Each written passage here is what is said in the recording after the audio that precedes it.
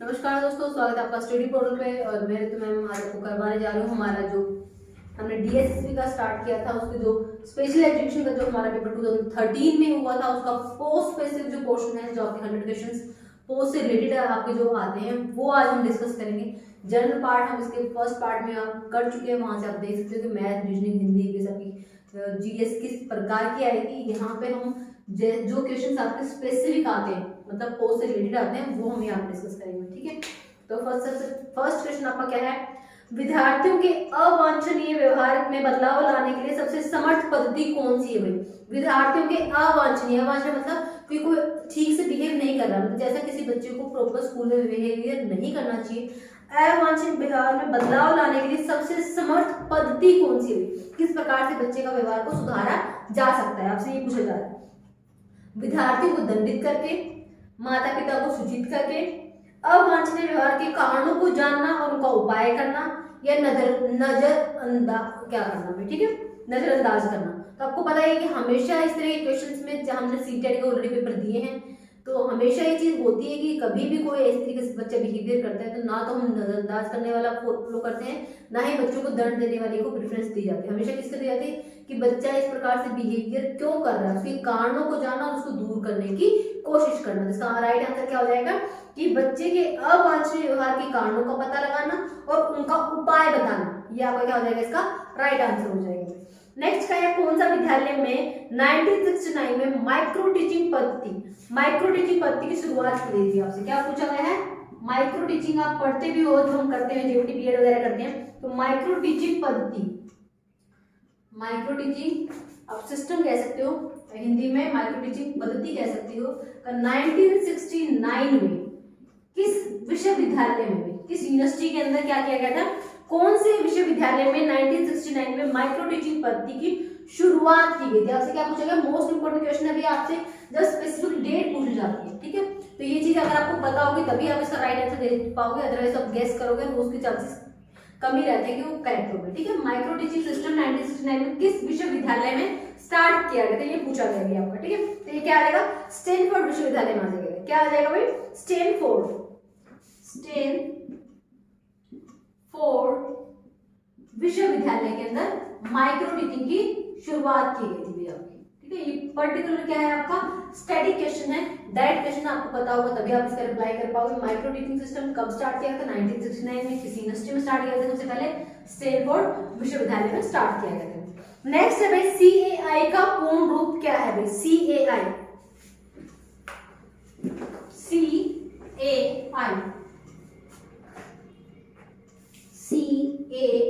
की full form बतानी है। सीआई का मतलब कंप्यूटर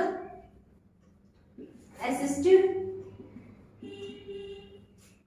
और आई का मतलब इंस्ट्रक्शंस। ठीक है, आपके कंप्यूटर से रिलेटेड एक टर्म है, फुल फॉर्म दी हुई है कि सीएआई का फुल फॉर्म बताना है कंप्यूटर असिस्टेड इंस्ट्रक्शंस का। ठीक है, सीएआई हो जाएगा। तो सीएआई कह रहे हैं कि सीएआई क्या है? आधुनिक शिक्षा पद्धति का एक महत्वपूर्ण अंग माना जाता है, और जो भी आपके विकासशील, जो आपके विकसित देश है, देखो दो कैटेगरी होती है, विकासशील और विकसित की। तो जो भी आपके विकसित देश है, जैसे अमेरिका है, जापान है, उन देशों के अंदर इसका अधिक प्रयोग किया जाता है। सीएआई क्या है? आपकी एक आधुनिक शिक्षा पद्धति कही जाती है। ठीक है, सीएआई क्या है? आधुनिक शिक्षा पद्धति, जिस और ये आपकी विकसित देशों में अधिक प्रयोग की जाती है, तीव्रता से प्रयोग की जा रही है हमारी। उसके बाद नेक्स्ट है, मानव जन्म मुक्त लेता है परंतु सभी ओर से वह जंजीर में है। यह विधान किसने दिया है? मतलब आपको पर्टिकुलर लाइन बता दी गई, पूछा गया ये लाइन किसकी है भैया आपकी? कि मानव जो जन्म लेता है वो क्या लेता है? मुक्त लेता है। जिसे जन्म लेता है वो किसी प्रकार से किसी बंधन में नहीं होता, लेकिन जैसे जैसे वो बड़ा हो जाता है वो क्या होता है? जंजीरों में बंधा रहता है, मतलब सामाजिक उसके ऊपर कहते हैं बंधन रहते हैं, किस प्रकार से बिहेव करना है, कैसे रहना है, कैसे नहीं, उस तरीके से। तो कह रहे हैं कि मानव जन्म मुक्त लेता है परंतु सभी ओर वह जंजीर में है। यह विधान किसने दिया है? तो ये क्या हो जाएगा भैया आपका? ये हो जाएगा जीन जैक रूसो ने। क्या हो जाएगा? जीन जैक रूसो के अनुसार, जीन जैक रूसो के अनुसार उन्होंने कहा था कि मनुष्य जन्म तो लेता है मुक्त, लेकिन धीरे धीरे जैसे वो बड़ा होता जाता है वो क्या होता है? सामाजिक बंधनों से बंधा रहता है। ठीक है, तो मानव जन्म मुक्त लेता है तो सभी ओर से जंजीर में। ये विधान किसने दिया है? जीन जैक रूसो का हो जाएगा। लेखित वार्तालाप संचार व्यू में शामिल है क्या भी? लिखित आपका लिखा है, लेखित वार्तालाप संचार व्यू में एल्गोरिथम्स या डिजाइन टेबल या दोनों, या इनमें से दोनों में से कोई नहीं। तो लेखित वार्तालाप संचार व्यू में क्या आते हैं भाई? आपकी एल्गोरिथम और डिसीजन टेबल दोनों आती है, ठीक है। एल्गोरिथम और डिसीजन टेबल क्या है कि किसी भी समस्या को समाधान करने के लिए जो पद्धति आप यूज की जा रही है, एल्गोरिथम एक स्टेप बाय स्टेप प्रोसेस को फॉलो करना है। एल्गोरिथम क्या है? सेट ऑफ इंस्ट्रक्शंस को बोलते हैं, उसको हम एल्गोरिथम कहते हैं कि किसी भी प्रोसेस को, किसी प्रॉब्लम को सोल्व करने के लिए जो आप स्टेप फॉलो करते हो स्टेप बाय स्टेप, वो हमारी एल्गोरिथम कहलाती है।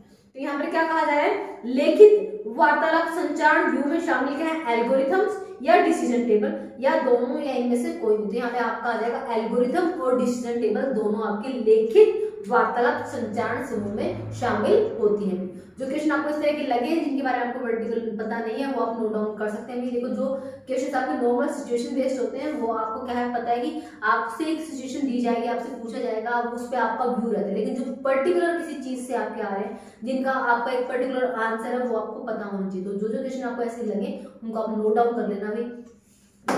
लिखित वार्तालाप संचार समूह में क्या शामिल है? तो एल्गोरिथम और डिसीजन टेबल दोनों हो जाएगा इसका आंसर।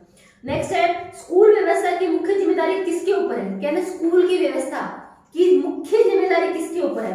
प्रबंधक के ऊपर, प्रिंसिपल के ऊपर, शिक्षक के ऊपर, या फिर आपका अध्यापक के ऊपर? किस शिक्षक आ गया, किसकी होगी आपकी? स्कूल प्रबंधन की मुख्य जिम्मेदारी किसके ऊपर होती है? भाई आपकी मुख्य जिम्मेदारी होती है प्रिंसिपल के ऊपर।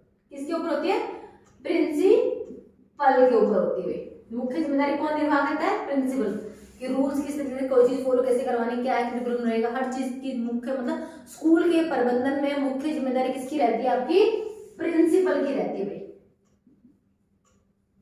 ठीक है। आपसे पूछा गया अध्यापक है, शिक्षक है, प्रिंसिपल है या प्रबंधक, ठीक है। मैनेजमेंट भी किसकी सुपरविजन में काम करती है? वो भी आपके प्रिंसिपल की सुपरविजन में काम करती है। तो मेन रोल किसका रहता है? आपका प्रिंसिपल का रहता है, प्रधानाध्यापक दूसरा कहते हैं। स्कूल अनुशासन का मुख्य उद्देश्य क्या है? आपसे पूछा गया स्कूल के अनुशासन का मुख्य उद्देश्य क्या है? स्कूल के अंदर आपको रूल्स फॉलो होने चाहिए, उसका मुख्य उद्देश्य क्या है आपका?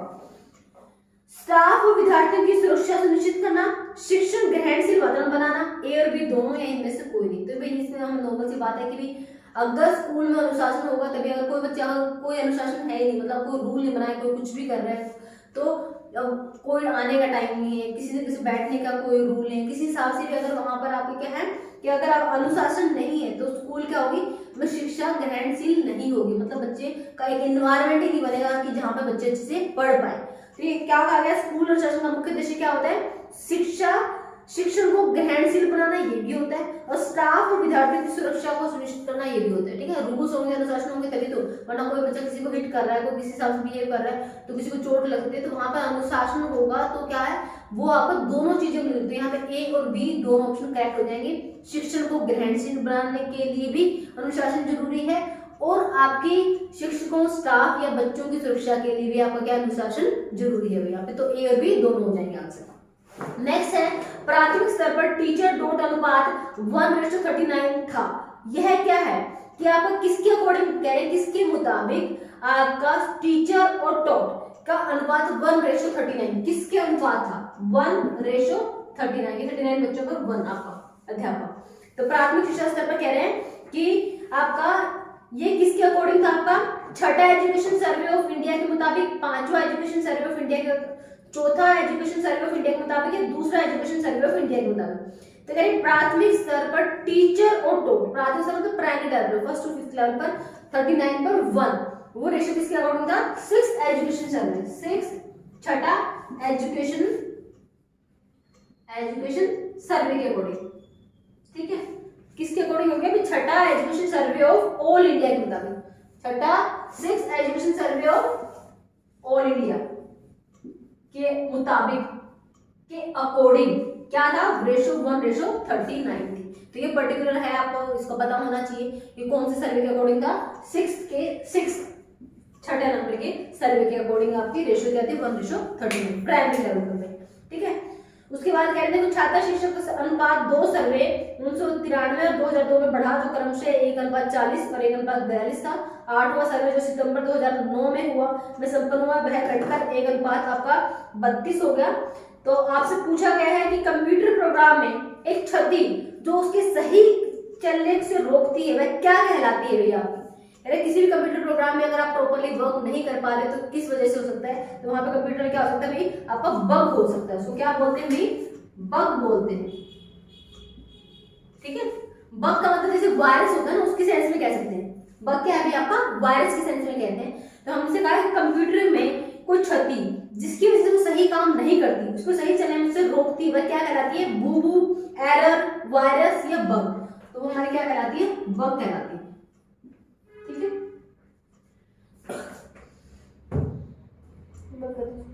उसके बाद क्या है? भाषा का व्यवहारिक ज्ञान सिखाता है। ठीक है, भाषा का व्यवहारिक ज्ञान क्या सिखाता है आपको? भाषा का व्यवहारिक ज्ञान सिखाया जाता है स्कूल में, भाषा की प्रयोगशाला में, भाषा के शिक्षण में और भाषा की सूचना में भी। तो भाषा का व्यवहारिक ज्ञान सिखाया जाता है आपको भाषा की प्रयोगशाला के अंदर। भाषा का व्यवहारिक ज्ञान कहाँ पे सिखाया जाता है? भाषा का व्यवहारिक ज्ञान कहाँ सिखाया जाता है आपका? भाषा की प्रयोगशाला में, भाषा प्रयोगशाला में। ठीक है, ये पूछा गया। तो भाषा का व्यवहारिक ज्ञान कहाँ सिखाया जाएगा? भाषा की प्रयोगशाला, जो लैंग्वेज जो लेबोरेटरीज होती है ना, वहां पे सिखाया जाता है आपको। नेक्स्ट क्या है? स्कूल में ड्रॉपिंग आउट होना मतलब क्या होता है? स्कूल के अंदर जो हम जैसे अगर ये वर्ड यूज होते हैं, ड्रॉप आउट कितने हैं? ड्रॉपिंग आउट का मतलब होता है वो बच्चे जिन्होंने स्कूल छोड़ दिया। ठीक है, हमेशा के लिए वो स्कूल नहीं आ रहे, तो ड्रॉप आउट हम उनको जो बोलते हैं कि जिन्होंने अपनी एजुकेशन पूरी नहीं की। ठीक है, बीच में स्कूल को छोड़ दिया, उसको हम ड्रॉप आउट कहते हैं। तो कह रहे हैं स्कूल में ड्रॉपिंग आउट होने का मतलब क्या है? स्कूल में अनियमित आना, भी कभी आ रहा है कभी नहीं आ रहा, स्कूल में हमेशा के लिए छोड़ना, वर्ग में टूरेंट खेलना, या इनमें से कोई नहीं। तो स्कूल को जो हमेशा के लिए छोड़ देते हैं, जो बीच में अपने एजुकेशन को छोड़ देते हैं, मतलब दोबारा स्कूल ज्वाइन नहीं करते, उनको हम क्या बोलते हैं? ड्रॉप आउट बोलते हैं। तो स्कूल में ड्रॉपिंग आउट का मतलब होता है स्कूल हमेशा के लिए छोड़ना। याद रखना, ड्रॉप आउट का मतलब है स्कूल को हमेशा के लिए छोड़ना, विदाउट आपकी एजुकेशन को, विदाउट अपनी स्टडी को कंप्लीट किए। निम्नलिखित में से कौन सा एक अच्छी समय सारणी का सिद्धांत नहीं है? अच्छी समय सारणी का सिद्धांत बाकी तीन होंगे, एक नहीं होगा। आपको वो छांटना है कि कौन सा अच्छी समय सारणी का सिद्धांत नहीं है भैया का। लचीलापन होना, विविधता होना, वर्सेटाइल होना, पर्यटन का सह संयोजन होना, या निर्दय शिक्षक। तो ऑब्वियसली हमें देखते ही पता चल रहा है कि हम कह रहे हैं कि जो शिक्षक है वो निर्दय हो। ठीक है, दया रहित, निर्दय मतलब दया रहित। तो क्या कभी किसी समय सारणी का ये कोई मोटिव हो सकता है कि आपको ये चीज ध्यान रखना कि जो शिक्षक है वो निर्दय होना चाहिए? बिल्कुल भी नहीं। यहाँ पे कहा गया है कौन सा एक अच्छे समय सारणी का सिद्धांत नहीं है? तो निर्दय शिक्षक होना सिद्धांत नहीं है भाई हमारा। लचीलापन होना चाहिए, उसमें चेंजेस किए जा सके, वर्सेटाइल होना चाहिए, अलग अलग तरह का होना चाहिए ताकि उसमें बोरियत ना आए। ठीक है, सह संयोजन होना चाहिए आपका। तो यहाँ पे क्या हो जाएगा? आपका निर्दय शिक्षक आपका रॉन्ग हो जाएगा। नेक्स्ट है स्कूल में अनुपस्थित रहना, भाग जाना। इसके क्या कारण हो सकते हैं? देखो, कोई बच्चा स्कूल में अनुपस्थित रह रहा है या स्कूल से भाग जाता है, ठीक है, तो उसके आपके कारण क्या क्या हो सकते हैं? अभ्यासक्रम में रुचि का अभाव, शिक्षण की निर्बल पद्धति, या अप्रभावी शिक्षक, या उपयुक्त सभी। तो यहाँ पे भी उपयुक्त सभी आएंगे। हो सकता है कि जो टीचर पढ़ा रहा है बच्चे को समझ नहीं आ रहा, वो हो सकता है कि आपका क्या है? अप्रभावी शिक्षक, या फिर आपकी जो पढ़ाने की जो पद्धति है कि बच्चों को बोर फील होता है, उसको कुछ समझ नहीं आता है कि किस तरीके से पढ़ाया जा रहा है, मतलब जो पढ़ाने की जो पद्धति है वो निर्बल है, या फिर क्या है? रुचि का अभाव, कि बच्चे का इंटरेस्ट नहीं है। तो ये तीनों कारण हो सकते हैं किसी बच्चे के स्कूल से भागने के। ठीक है, ये कह रहे हैं कि स्कूल में अनुपस्थित रहने के या स्कूल से भागने के कारण क्या हो सकते हैं? तो तीनों, कि रुचि का अभाव, शिक्षण की निर्बल पद्धति, या शिक्षक का आपका क्या होना? अप्रभावी होना। ये तीनों कारण हो सकते हैं किसी बच्चे के स्कूल न आने के या स्कूल से भागने के। नेक्स्ट है मानव संसाधन विकास मंत्रालय की स्थापना कब की गई थी? सबसे इंपॉर्टेंट क्वेश्चन है, याद रखना भाई, क्वेश्चन आ जाता है केवीएस में, तो आपको पता ही है कि वो आप एचआरडी के अंदर आता है। तो हमसे पूछा गया मानव संसाधन विकास मंत्रालय की स्थापना कब की गई थी? 26 नवंबर 1985।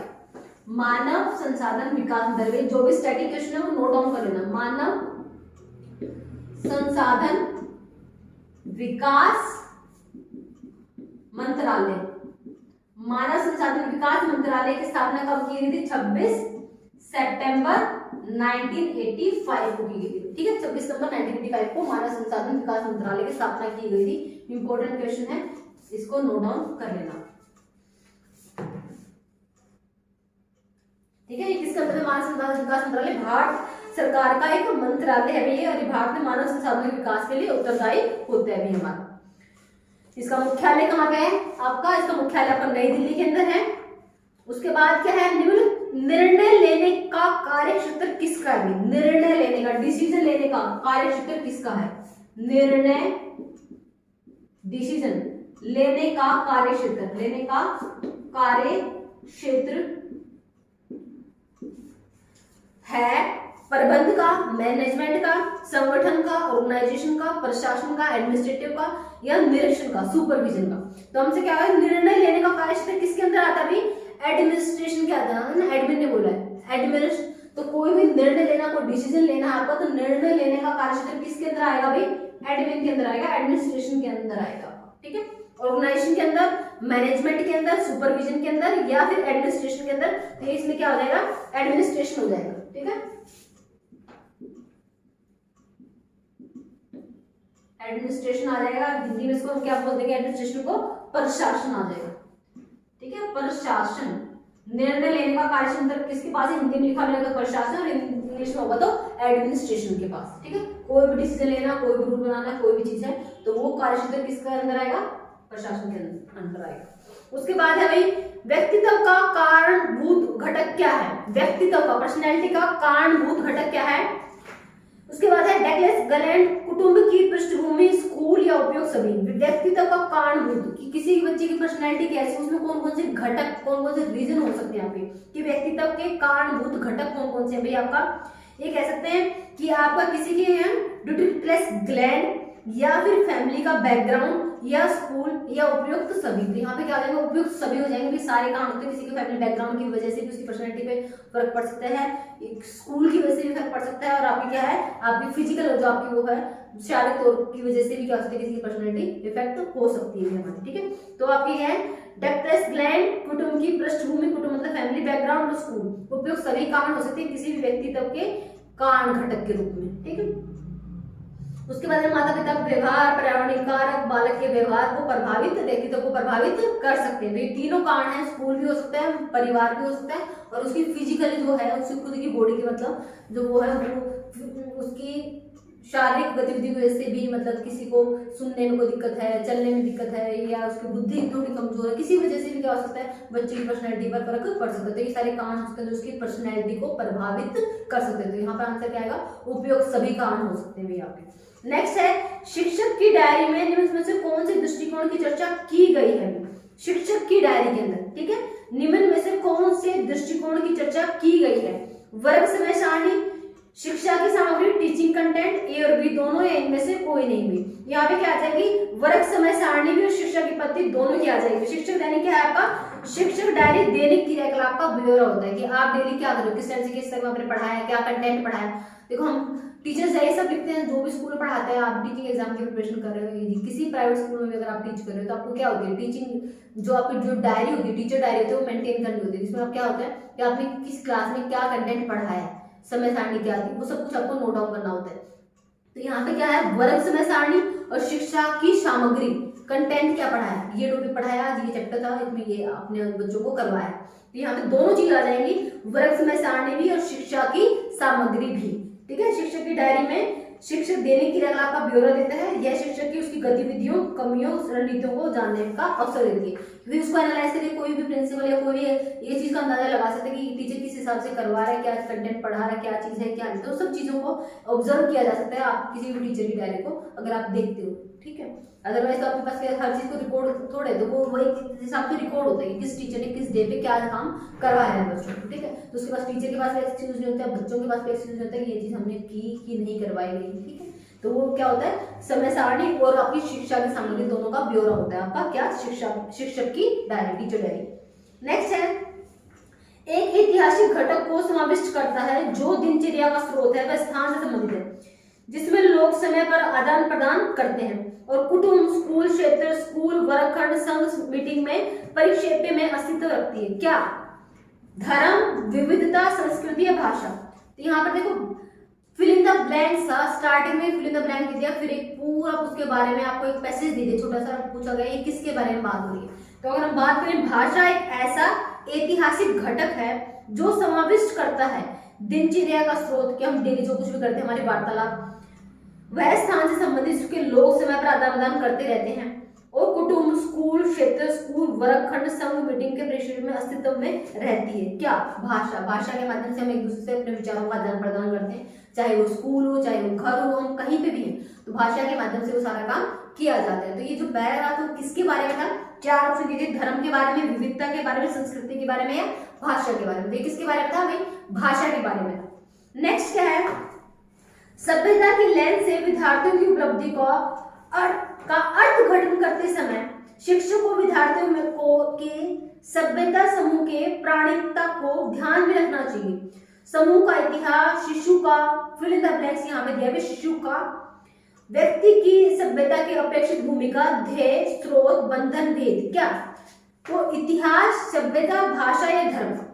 तो यहाँ पर इसको कंप्लीट करना था, यहाँ पे भी फिल इन द ब्लैंक्स है। यहाँ पे क्या है? शिशु का धर्म, व्यक्ति की सभ्यता, अपेक्षित भूमिका, ध्येय, स्रोत, बंधन और भेद। ठीक है, तो यहाँ पे क्या हो जाएगा? आपका धर्म हो जाएगा भाई यहाँ पे फिल इन द ब्लैंक्स के अंदर।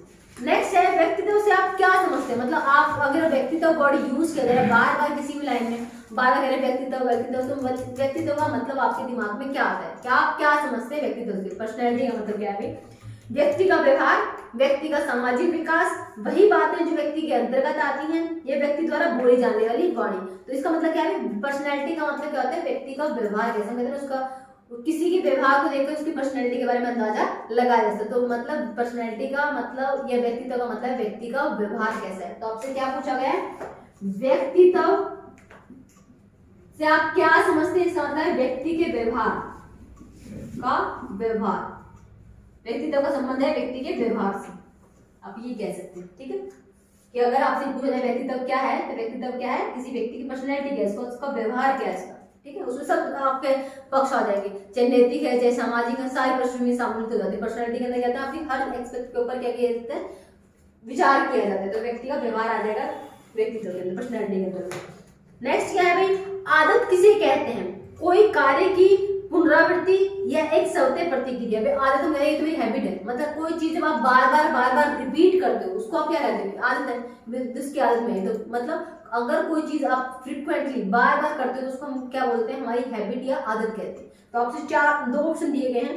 आदत किसे कहते हैं? कोई कार्य की पुनरावृत्ति, मतलब किसी कार्य को जिसको आप बार बार रिपीट करते हो, क्या आप उसको आदत कहेंगे?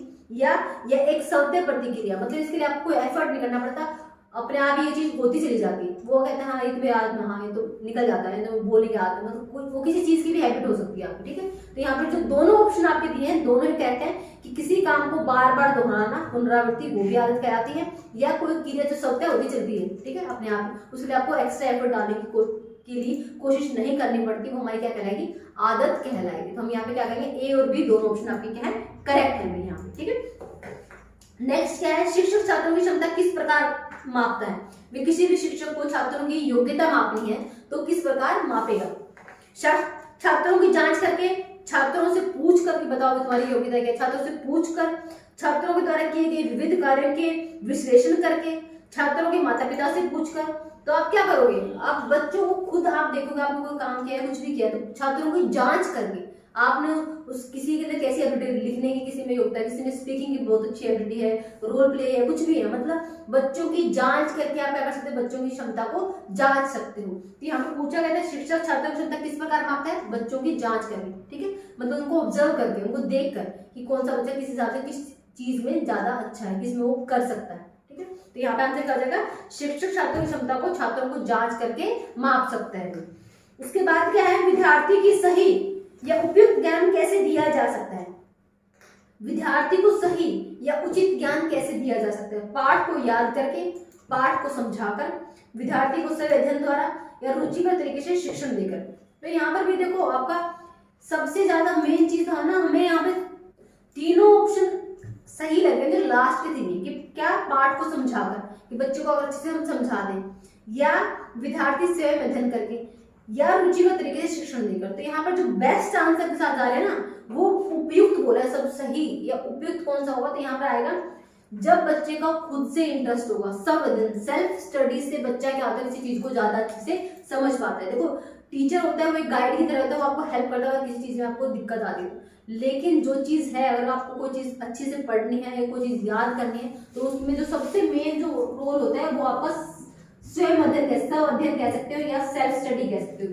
ठीक है, तो यहाँ पर जो बेस्ट आंसर होगा वो क्या होगा, अभी आपका सेल्फ स्टडी हो जाएगा। आपका क्या कि विद्यार्थी को सही तरीके से ज्ञान दिया जा सकता है, किसके द्वारा, विद्यार्थी का स्वयं अध्ययन के द्वारा, कि वो खुद सेल्फ स्टडी से ज्यादा अच्छे तरीके से उस चीज को समझ सकता है। ठीक है, उसके बाद है छात्र के विज्ञान विषय कैसे सिखाना चाहिए। छात्र को विज्ञान विषय आपको हमेशा पता है कि साइंस एक ऐसी चीज है जो प्रैक्टिकली करके सिखाई जाती है, कि कोई भी काम वर्क बाय डूइंग, कि कोई चीज करने, ऐसे नहीं आपने बुक में पढ़ा, बच्चों को हाँ ये एक्सपेरिमेंट है, इसमें आपने इस केमिकल को मिलाया और बच्चा सीख जाएगा। उसके लिए बच्चों को लैब में लेके जाना, प्रॉपरली उनसे वो चीज करवाना नहीं, वो हमारा क्या कहलाता है कि किसी भी काम को आप क्या करते हो, करके सीखते हो। तो छात्रों को विज्ञान विषय सिखाने का सबसे अच्छा तरीका क्या है कि उसको करके सिखाना। ठीक है, कि लैब में आप उसको प्रैक्टिकली करके दिखाएं। तो यहाँ पर क्या है, प्रश्न उत्तर देकर, प्रयोग दिखाकर, रुचिकर तरीके से, या छात्र द्वारा प्रयोग करवा कर, कि बच्चों से आप प्रयोग करवा के देखें, जब वो बच्चे खुद करेंगे तब वो सीखेंगे। तो विज्ञान के विषय में हमेशा याद रखना कि छात्रों को विज्ञान कैसे सिखाया जाता है, बच्चों के द्वारा स्वयं प्रयोग करवा कर, कि बच्चे खुद प्रयोग करके देखें, उससे सीख सकते हैं विज्ञान विषय को। नेक्स्ट है वर्गखंड को शिक्षा के लिए क्या आवश्यक है।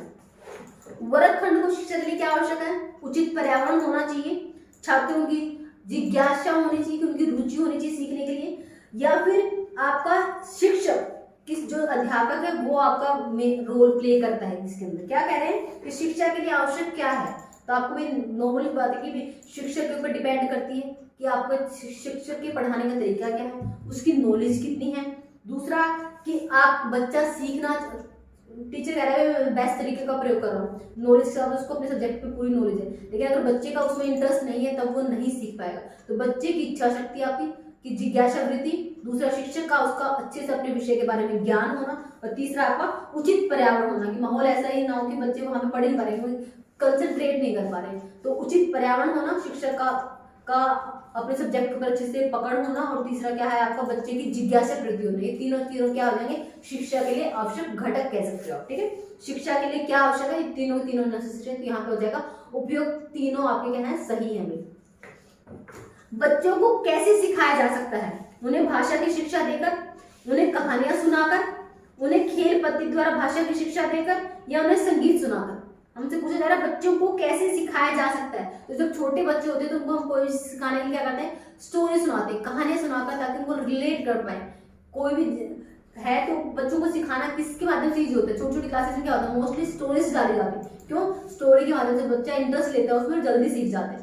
तो हमसे बच्चे लिखा है यहाँ पे क्लियरली, तो बच्चों को कैसे सिखाया जाता है, सीधा उनको पर्टिकुलर सब्जेक्ट की बताना स्टार्ट करोगे, उनका इंटरेस्ट ही नहीं होगा और वो सीख नहीं पाएंगे। तो बच्चों को सिखाने का तरीका क्या है, उनको कहानी सुनाकर सिखाया जा सकता है। ठीक है, यदि कोई छात्र दिए गए प्रश्न का उत्तर ना दे सके तो क्या करना चाहिए। यदि कोई छात्र दिए गए प्रश्नों का उत्तर ना दे तो शिक्षक को उसे उत्तर देना चाहिए, शिक्षक को अन्य छात्रों से पूछना चाहिए, शिक्षक को छात्र को उत्तर देने के लिए प्रोत्साहित करना चाहिए, या शिक्षक को छात्र को सजा देनी चाहिए, कि भाई उसने नहीं सुना उसको सीधा क्या देना, दंड देना, क्लास से बाहर निकाल दो, कुछ भी मतलब कोई भी पनिशमेंट दे देना, या फिर आप सीधा दूसरे बच्चों को बोलो भाई तू सुना।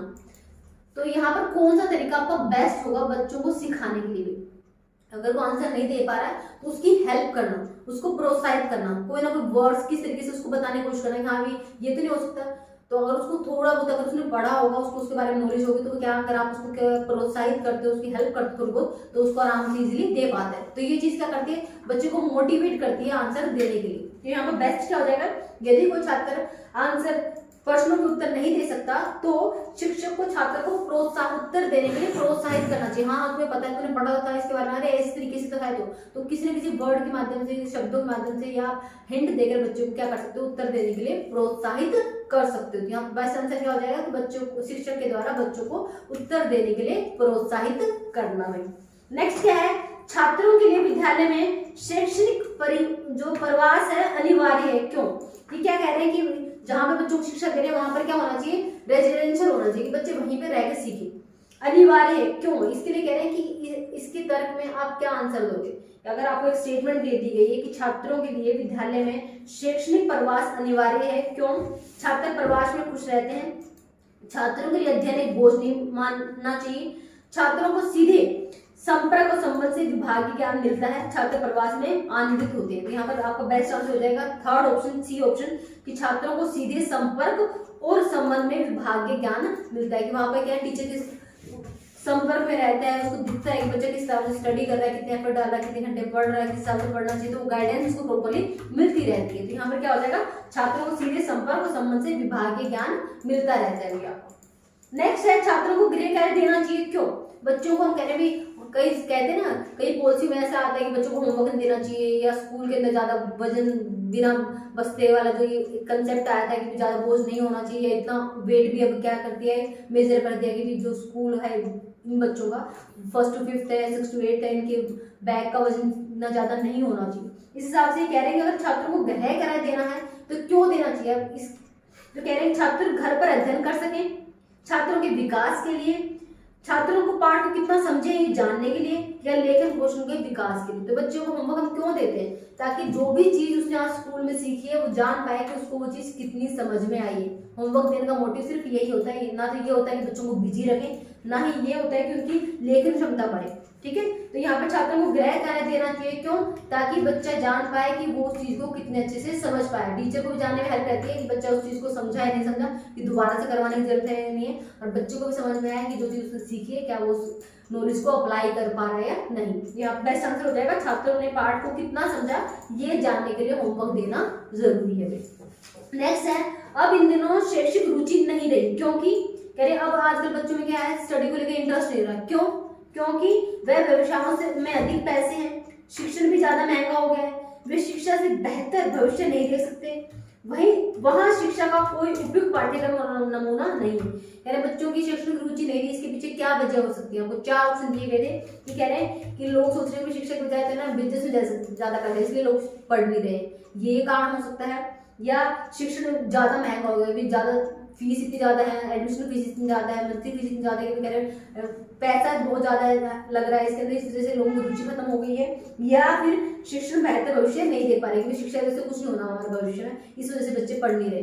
तो इसका जो बेस्ट आंसर होगा भी शिक्षण में रुचि नहीं आ रही, क्यों? किसका विषय हो जाएगा? क्योंकि वहां पर जो पाठ्यक्रम है, जो करिकुलम जो बच्चों के लिए डिसाइड किया वो आपका उपयुक्त नहीं है, जिस वजह से बच्चों का उसमें इंटरेस्ट नहीं बन पा रहा है। तो कह रहे हैं इन दिनों शिक्षण रुचि नहीं रही क्योंकि वहां शिक्षा का कोई भी उपयुक्त मतलब सही पाठ्यक्रम और नमूना नहीं है भी हमारा। ठीक है, तो यहाँ पर आंसर हो जाएगा आपका 4th वाला डी पार्ट, कि कोई भी उपयुक्त पाठ्यक्रम प्रयोग नहीं किया जा रहा बच्चों में। नेक्स्ट है, छात्रों के लिए शिक्षण में नैतिक शिक्षण का क्या महत्व होता है? नैतिक शिक्षण का मतलब क्या है? नैतिक का मतलब हमेशा याद रखना चरित्र से रिलेटेड होता है हमारा, कि बच्चे का कैरेक्टर कैसा है। हमेशा जो भी कहानियां वगैरह सिखाई जाती है, ऐसी कहानी सिखाई जाती है जिससे बच्चों को कोई मोरल एजुकेशन या मोरल शिक्षा दी जाती है, एट द एंड बच्चे को लगे कि हाँ कि कोई भी अगर आप सही काम करते हो एट द एंड आपके साथ सही होता है। ठीक है, तो कह रहे हैं छात्रों के शिक्षण में नैतिक शिक्षण का क्या महत्व होता है? तो नैतिक शिक्षण का महत्व क्या है? चरित्र के विकास के लिए नैतिक शिक्षण जरूरी है, कि बच्चों को अगर चरित्र का विकास करना है, उनके कैरेक्टर का विकास करना है, तो उनको नैतिक शिक्षण देना जरूरी है। सिर्फ और सिर्फ ये नहीं कि आपकी मेन आपने क्या फिजिक्स है केमिस्ट्री को पर्टिकुलर सब्जेक्ट पढ़ा रहे, उनको नैतिक शिक्षण देना भी जरूरी है, तभी उनका क्या होगा, कैरेक्टर का मतलब उनके व्यक्तित्व का, उनके चरित्र का भी विकास होता है। ठीक है, तो चरित्र के विकास के लिए नैतिक शिक्षा जरूरी है। नेक्स्ट है, विद्यालय में निबंध प्रकार के प्रश्नों के बावजूद वस्तुनिष्ठ प्रकार के प्रश्न पूछे जाते हैं, क्यों? ये मैंने आपसे पहले सब्जेक्टिव पूछा जहां पर ऑलरेडी आपने सब कुछ लिख के बता दिया, फिर आपसे ऑब्जेक्टिव क्वेश्चन पूछने का मतलब क्या है, मोटिव क्या है, ये पूछा जा रहा है कि विद्यालय में निबंध का मतलब होता है कि ऐसे टाइप जो क्वेश्चन होते हैं आपके, जिनके में आपको क्या होता है कि 100, 200 या 150 वर्ड्स में क्या लिख के बताना होता है किसी पर्टिकुलर टॉपिक के बारे में आप, तो उसके बावजूद वस्तुनिष्ठ प्रकार के प्रश्न पूछे जाते हैं। वस्तुनिष्ठ मतलब एमसीक्यू या आपके 1 वर्ड वाले जो आपके आंसर्स होते हैं, जिसमें सीधा आपको 1 वर्ड में उसका आंसर देना होता है, पूछे जाते हैं। इसके वजह क्या है? छात्रों के समय के महत्व को बताने के लिए, कम समय में अधिक काम करने के लिए, अधिक प्रश्नों के उत्तर जानने के लिए, या उत्तर पत्र को हल करने की अधिक सुविधाजनक विधि है। तो इसमें का मतलब क्या आएगा? यहाँ पर देखो तीनों आपके जो ऑप्शन है लास्ट वाले बिल्कुल ही इसके साथ मैच नहीं कर रहे। क्या कि कम समय में अधिक काम करने के लिए, अधिक प्रश्नों के उत्तर जानने के लिए, उत्तर पत्र को हल करने की अधिक सुविधाजनक विधि के लिए। यहाँ पर आपका बेस्ट आंसर हो जाएगा छात्रों को समय के महत्व को बताने के लिए आपका। ठीक है, विद्यालय में निम्न प्रकार के प्रश्नों के बावजूद वस्तुनिष्ठ प्रकार के प्रश्न पूछे जाते हैं क्योंकि छात्रों के समय के महत्व को बताने के लिए। ठीक है, नेक्स्ट क्या है भाई? छात्रों को शैक्षणिक भ्रमण के लिए ले जाते हैं इसलिए कि कह रहे बच्चों को कई बार क्या करते हैं, कोई चीज सिखाने के लिए आप उस पर्टिकुलर जगह पे बच्चों को ले जाते हैं, आप खुद देख के वो चीज को सीखे। कोई चीज बुक से पढ़ेगा या सिर्फ आप बता रहे हो उसे सुनेगा, उसकी बजाय बच्चा देखकर खुद से एनालाइज करके ज्यादा अच्छे से सीख पाता है। तो क्यों, अध्ययन बोझ को कम करने के लिए, छात्रों के माता पिता को संतुष्ट करने के लिए, छात्र इससे ज्ञान प्राप्त कर सके इसके लिए, या छात्र आनंद ले सके। तो ये बच्चे क्या होता है कि खुद देख कर अच्छे से समझ पाते हैं। तो यहाँ पर इसका बेस्ट आंसर होगा कि छात्रों को शैक्षिक भ्रमण पर इसलिए लेके जाते हैं ताकि बच्चे इससे ज्ञान प्राप्त कर सके। ठीक है, कोई भी चीज आप किसी भी चीज, लाल किले के बारे में बता रहे हो, ताजमहल के बारे में बता रहे हो, किसने बनाया, कब बनाया, क्या है क्या नहीं, आप बच्चों को वहां पे दिखा के तब उसके बारे में बताओगे तो बच्चा और इंटरेस्ट से सुनता जाता है, वो उस चीज के साथ रिलेट कर पाता है आपको। ठीक है, तो ज्ञान को प्राप्त करने के लिए आपको शैक्षिक भ्रमण पर बच्चों को लेके जाते हैं। नेक्स्ट क्या है, यदि कोई छात्र आपसे प्रश्न का उत्तर ना दे सके तो शिक्षक को क्या करना चाहिए, उस प्रश्न को अन्य मामलों से पूछना चाहिए। तो यहाँ पर देखो ऐसा ही सेम क्वेश्चन पीछे भी आया था, ये हमारा ऑलरेडी पेपर में आया है ही यहाँ। ठीक है, तो यहाँ पर ऑलरेडी ये सेम क्वेश्चन पीछे आ चुका है, लेकिन यहाँ पर ऑप्शन चेंज कर दिए। यदि कोई छात्र प्रश्न का उत्तर ना दे सके, वहां पे क्या कहता है, टीचर को प्रोत्साहित करना चाहिए बच्चों को उत्तर देने के लिए। यहाँ पे क्या कह रहे हैं, शिक्षक को उसका उत्तर दे देना चाहिए, शिक्षक को उस प्रश्न को अन्य तरीके से पूछना चाहिए, शिक्षक को उसे बार बार पूछना चाहिए, शिक्षक को उत्तर देना चाहिए और उसे याद करने के लिए कहना चाहिए। यहाँ पे क्या होगा कि प्रश्न, अगर बच्चा प्रश्न को समझ नहीं पा रहा तो आपको अलग तरीके से उस क्वेश्चन को पूछना चाहिए। ठीक है, कि भाई आपने कोई चीज पूछी, उसको उसका आंसर नहीं पता, आपने उसी चीज को दूसरे तरीके से पूछा, दूसरे से रिलेट करके पूछा, फिर शायद उसको चीज समझ आए और उसको आंसर दे पाए। तो यहाँ पर आंसर क्या हो जाएगा, यदि कोई छात्र किसी प्रश्न का उत्तर ना दे सके तो शिक्षक को उस प्रश्न को अन्य तरीके से पूछने का कोशिश करनी चाहिए ताकि शायद बच्चा अब उसको समझ जाए, उसको अच्छे से रिप्लाई कर पाए। नेक्स्ट है, इस समकालीन परिवेश में वही शिक्षक सफल है जो वर्गखंड आधुनिक वस्त्र पहनकर आते हैं, समाचार पत्र या मोबाइल फोन लेकर आते हैं, कुछ पढ़ाते समय स्थिति का निर्माण करते हैं, या छात्रों के साथ असरकारी संपर्क के कौशल का बनाता है। कह रहे इस समकालीन परिवेश के अंदर हम बात करें, किस टीचर को आप सफल कहेंगे जो क्या करता है, पढ़ाते समय स्थिति का निर्माण करता है, कि जिस स्थिति के अंदर मतलब आप उस सिचुएशन को क्रिएट कर दो ताकि बच्चा उस चीज को देखकर सीख पाए। तो ना आधुनिक कपड़े पहनने से होगा, ना मोबाइल फोन लेके जाने से होगा, ये तो ऑप्शन वैसे ही गलत हो गए कि आधुनिक कपड़े पहनेगा तो वो शिक्षक सफल है, या कोई मोबाइल फोन या न्यूज़पेपर लेके आएगा तो वो सफल है। तो यहाँ पे बेस्ट आंसर क्या होगा कि जो टीचर पढ़ाते समय स्थिति का निर्माण करता है, कि उस तरह की सिचुएशन को क्रिएट करता है ताकि बच्चा उस चीज को समझ पाए वहां पे, वो हमारा क्या होगा, शिक्षक आपका सफल माना जाएगा। नेक्स्ट क्या है, शिक्षक को पाठ पढ़ाने के पहले क्या करना चाहिए। किसी भी पाठ को पढ़ाने से पहले शिक्षक को क्या करना चाहिए, एक छात्र के द्वारा पाठ तैयार किया जाना चाहिए, शिक्षक को पाठ के मुख्य मुद्दे बताने चाहिए, शिक्षक को पहले पाठ में आने वाले कठिन शब्दों को बता देना चाहिए, शिक्षक को पहले पाठ के प्रश्नों के उत्तर दे देना चाहिए, कि आप क्या हो पहले उसके जो भी क्वेश्चन आंसर पहले वो करवा दो, लेसन आपने रीड करवाया नहीं पहले बच्चों को क्वेश्चन आंसर करवा दो, या पहले जितने भी डिफिकल्ट वर्ड्स आ रहे हैं उन डिफिकल्ट वर्ड्स को बच्चों को करवा दो।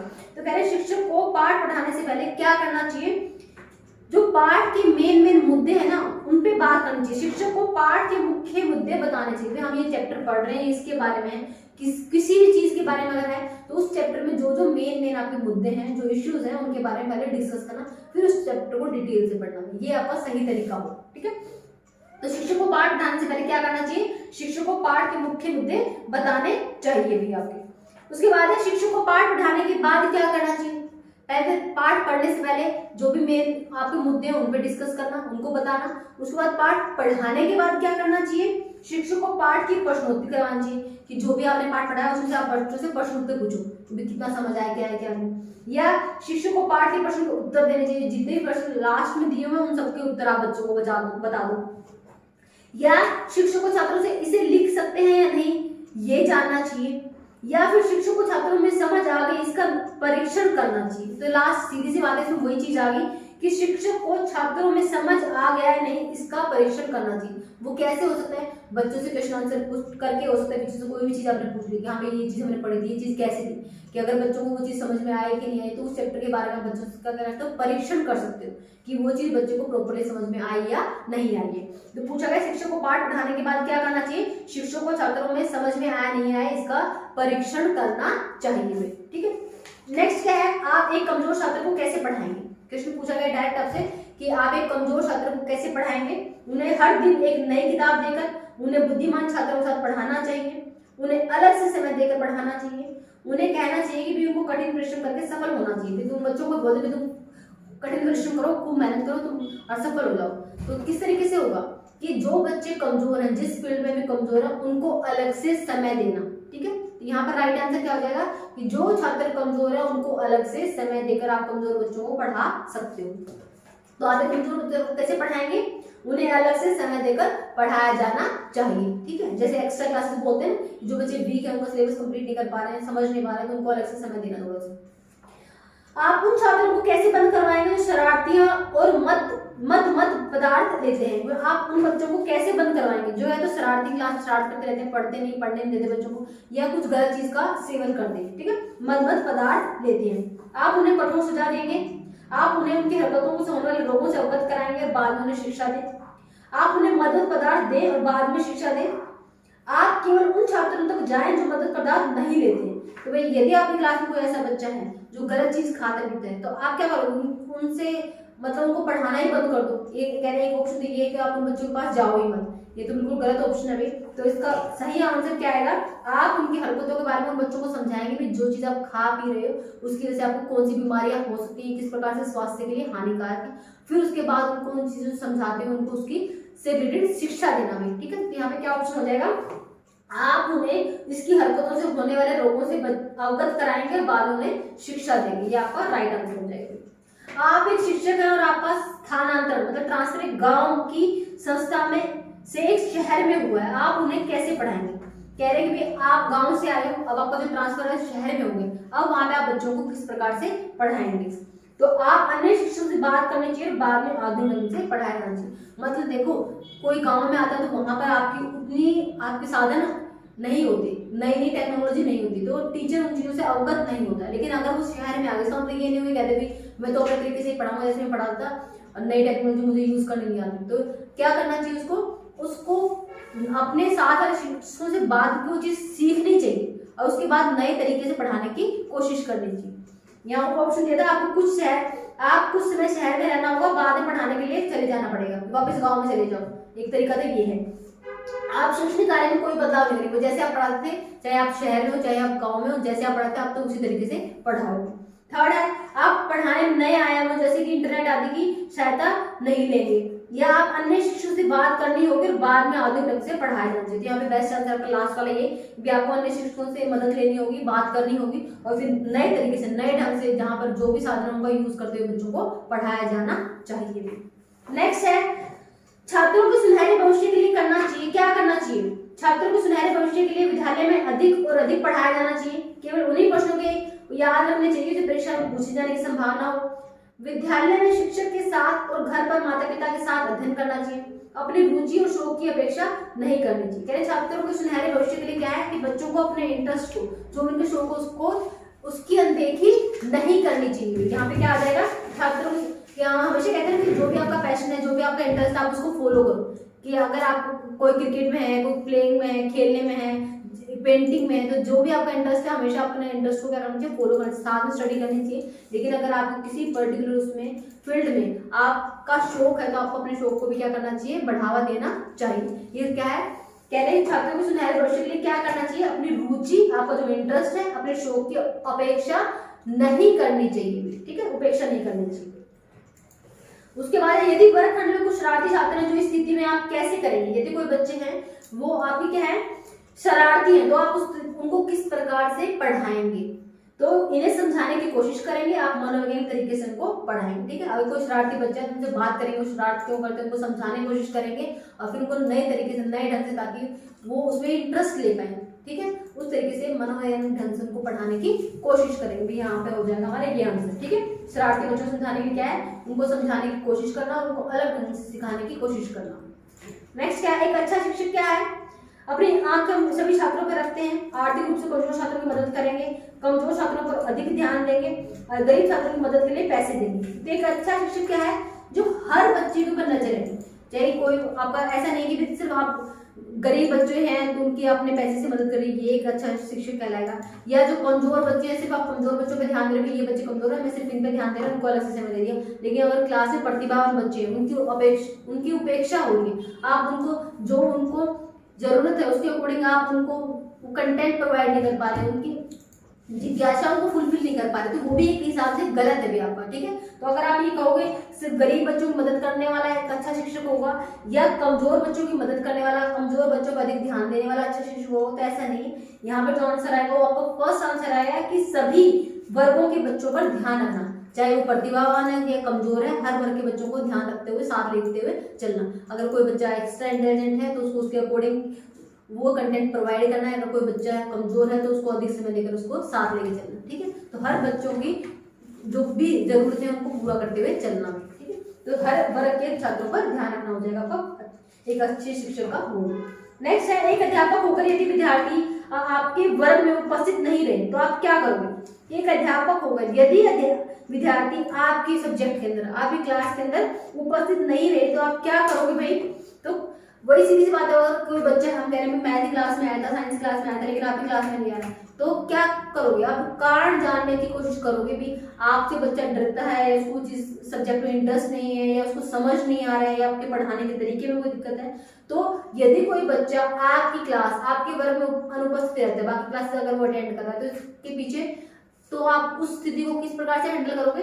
तो उसमें भी सेम चीज है कि आप कारणों को जानने की कोशिश करोगे। याद रखना डीएसएसबी है, केवीएस है, सीजेड में सबसे पहले आपको हमेशा शरारती बच्चे कुछ भी है, हमेशा एक चीज पे फोकस किया जाता है कि बच्चा ये कर क्यों रहा है, उसके पीछे के कारणों को जानो और उन कारणों को दूर करने की कोशिश करो। यहाँ पे क्या हो जाएगा, कारणों को समझने का प्रयत्न करेंगे और उन्हें दूर करने का प्रयत्न करेंगे। देखो हर जगह पे यही आंसर बार बार आपका रिपीट होगा कि पहले कारणों को जानो फिर उसको दूर करने की कोशिश करना।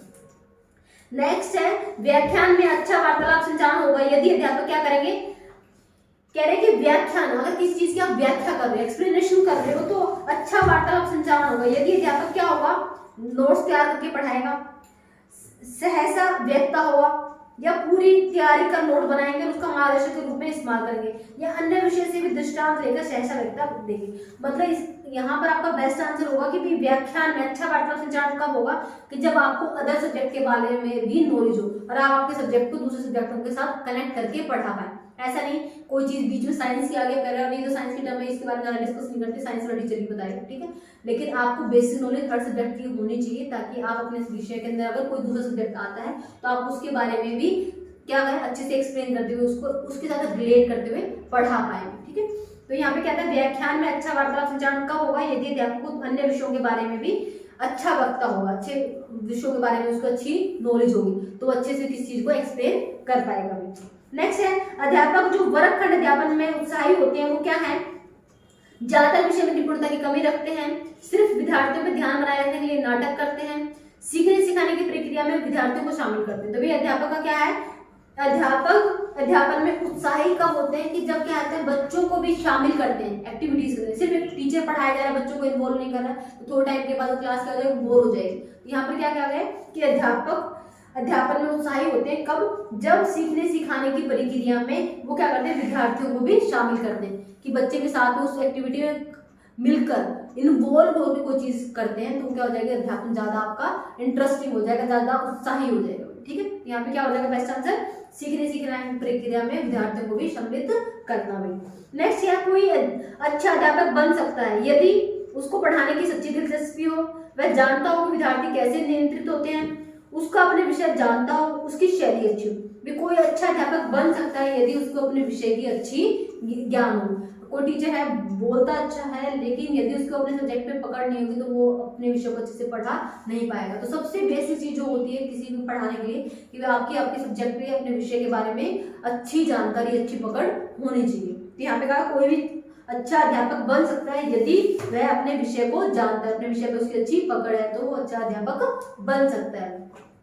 नेक्स्ट है, अध्यापन का सर्वाधिक महत्वपूर्ण कौशल कौन सा है। अध्यापन मतलब पढ़ाने का सबसे प्रभावी, सबसे सर्वाधिक महत्वपूर्ण कौशल कौन सा है आपका, विद्यार्थियों को समझ में आना जो अध्यापक कह रहा हो, विषय को पाठ्यक्रम पूरा करना, अध्यापन के समय विद्यार्थियों को तनाव रहित रखना, वर्ग निर्मित रूप में लेना। तो यहाँ पर क्या है, अध्यापन में सर्वाधिक महत्वपूर्ण काम क्या होता है आपका, कि विद्यार्थियों को समझना कि जो आप पढ़ा रहे हो कि वो बच्चों को समझ आ रहा है कि नहीं आ रहा है, ठीक है। अध्यापन में पूछा गया सबसे महत्वपूर्ण कौशल क्या होता है कि आप इस तरीके से पढ़ाओ कि वो बच्चों की समझ में आता हुआ चले, ठीक है।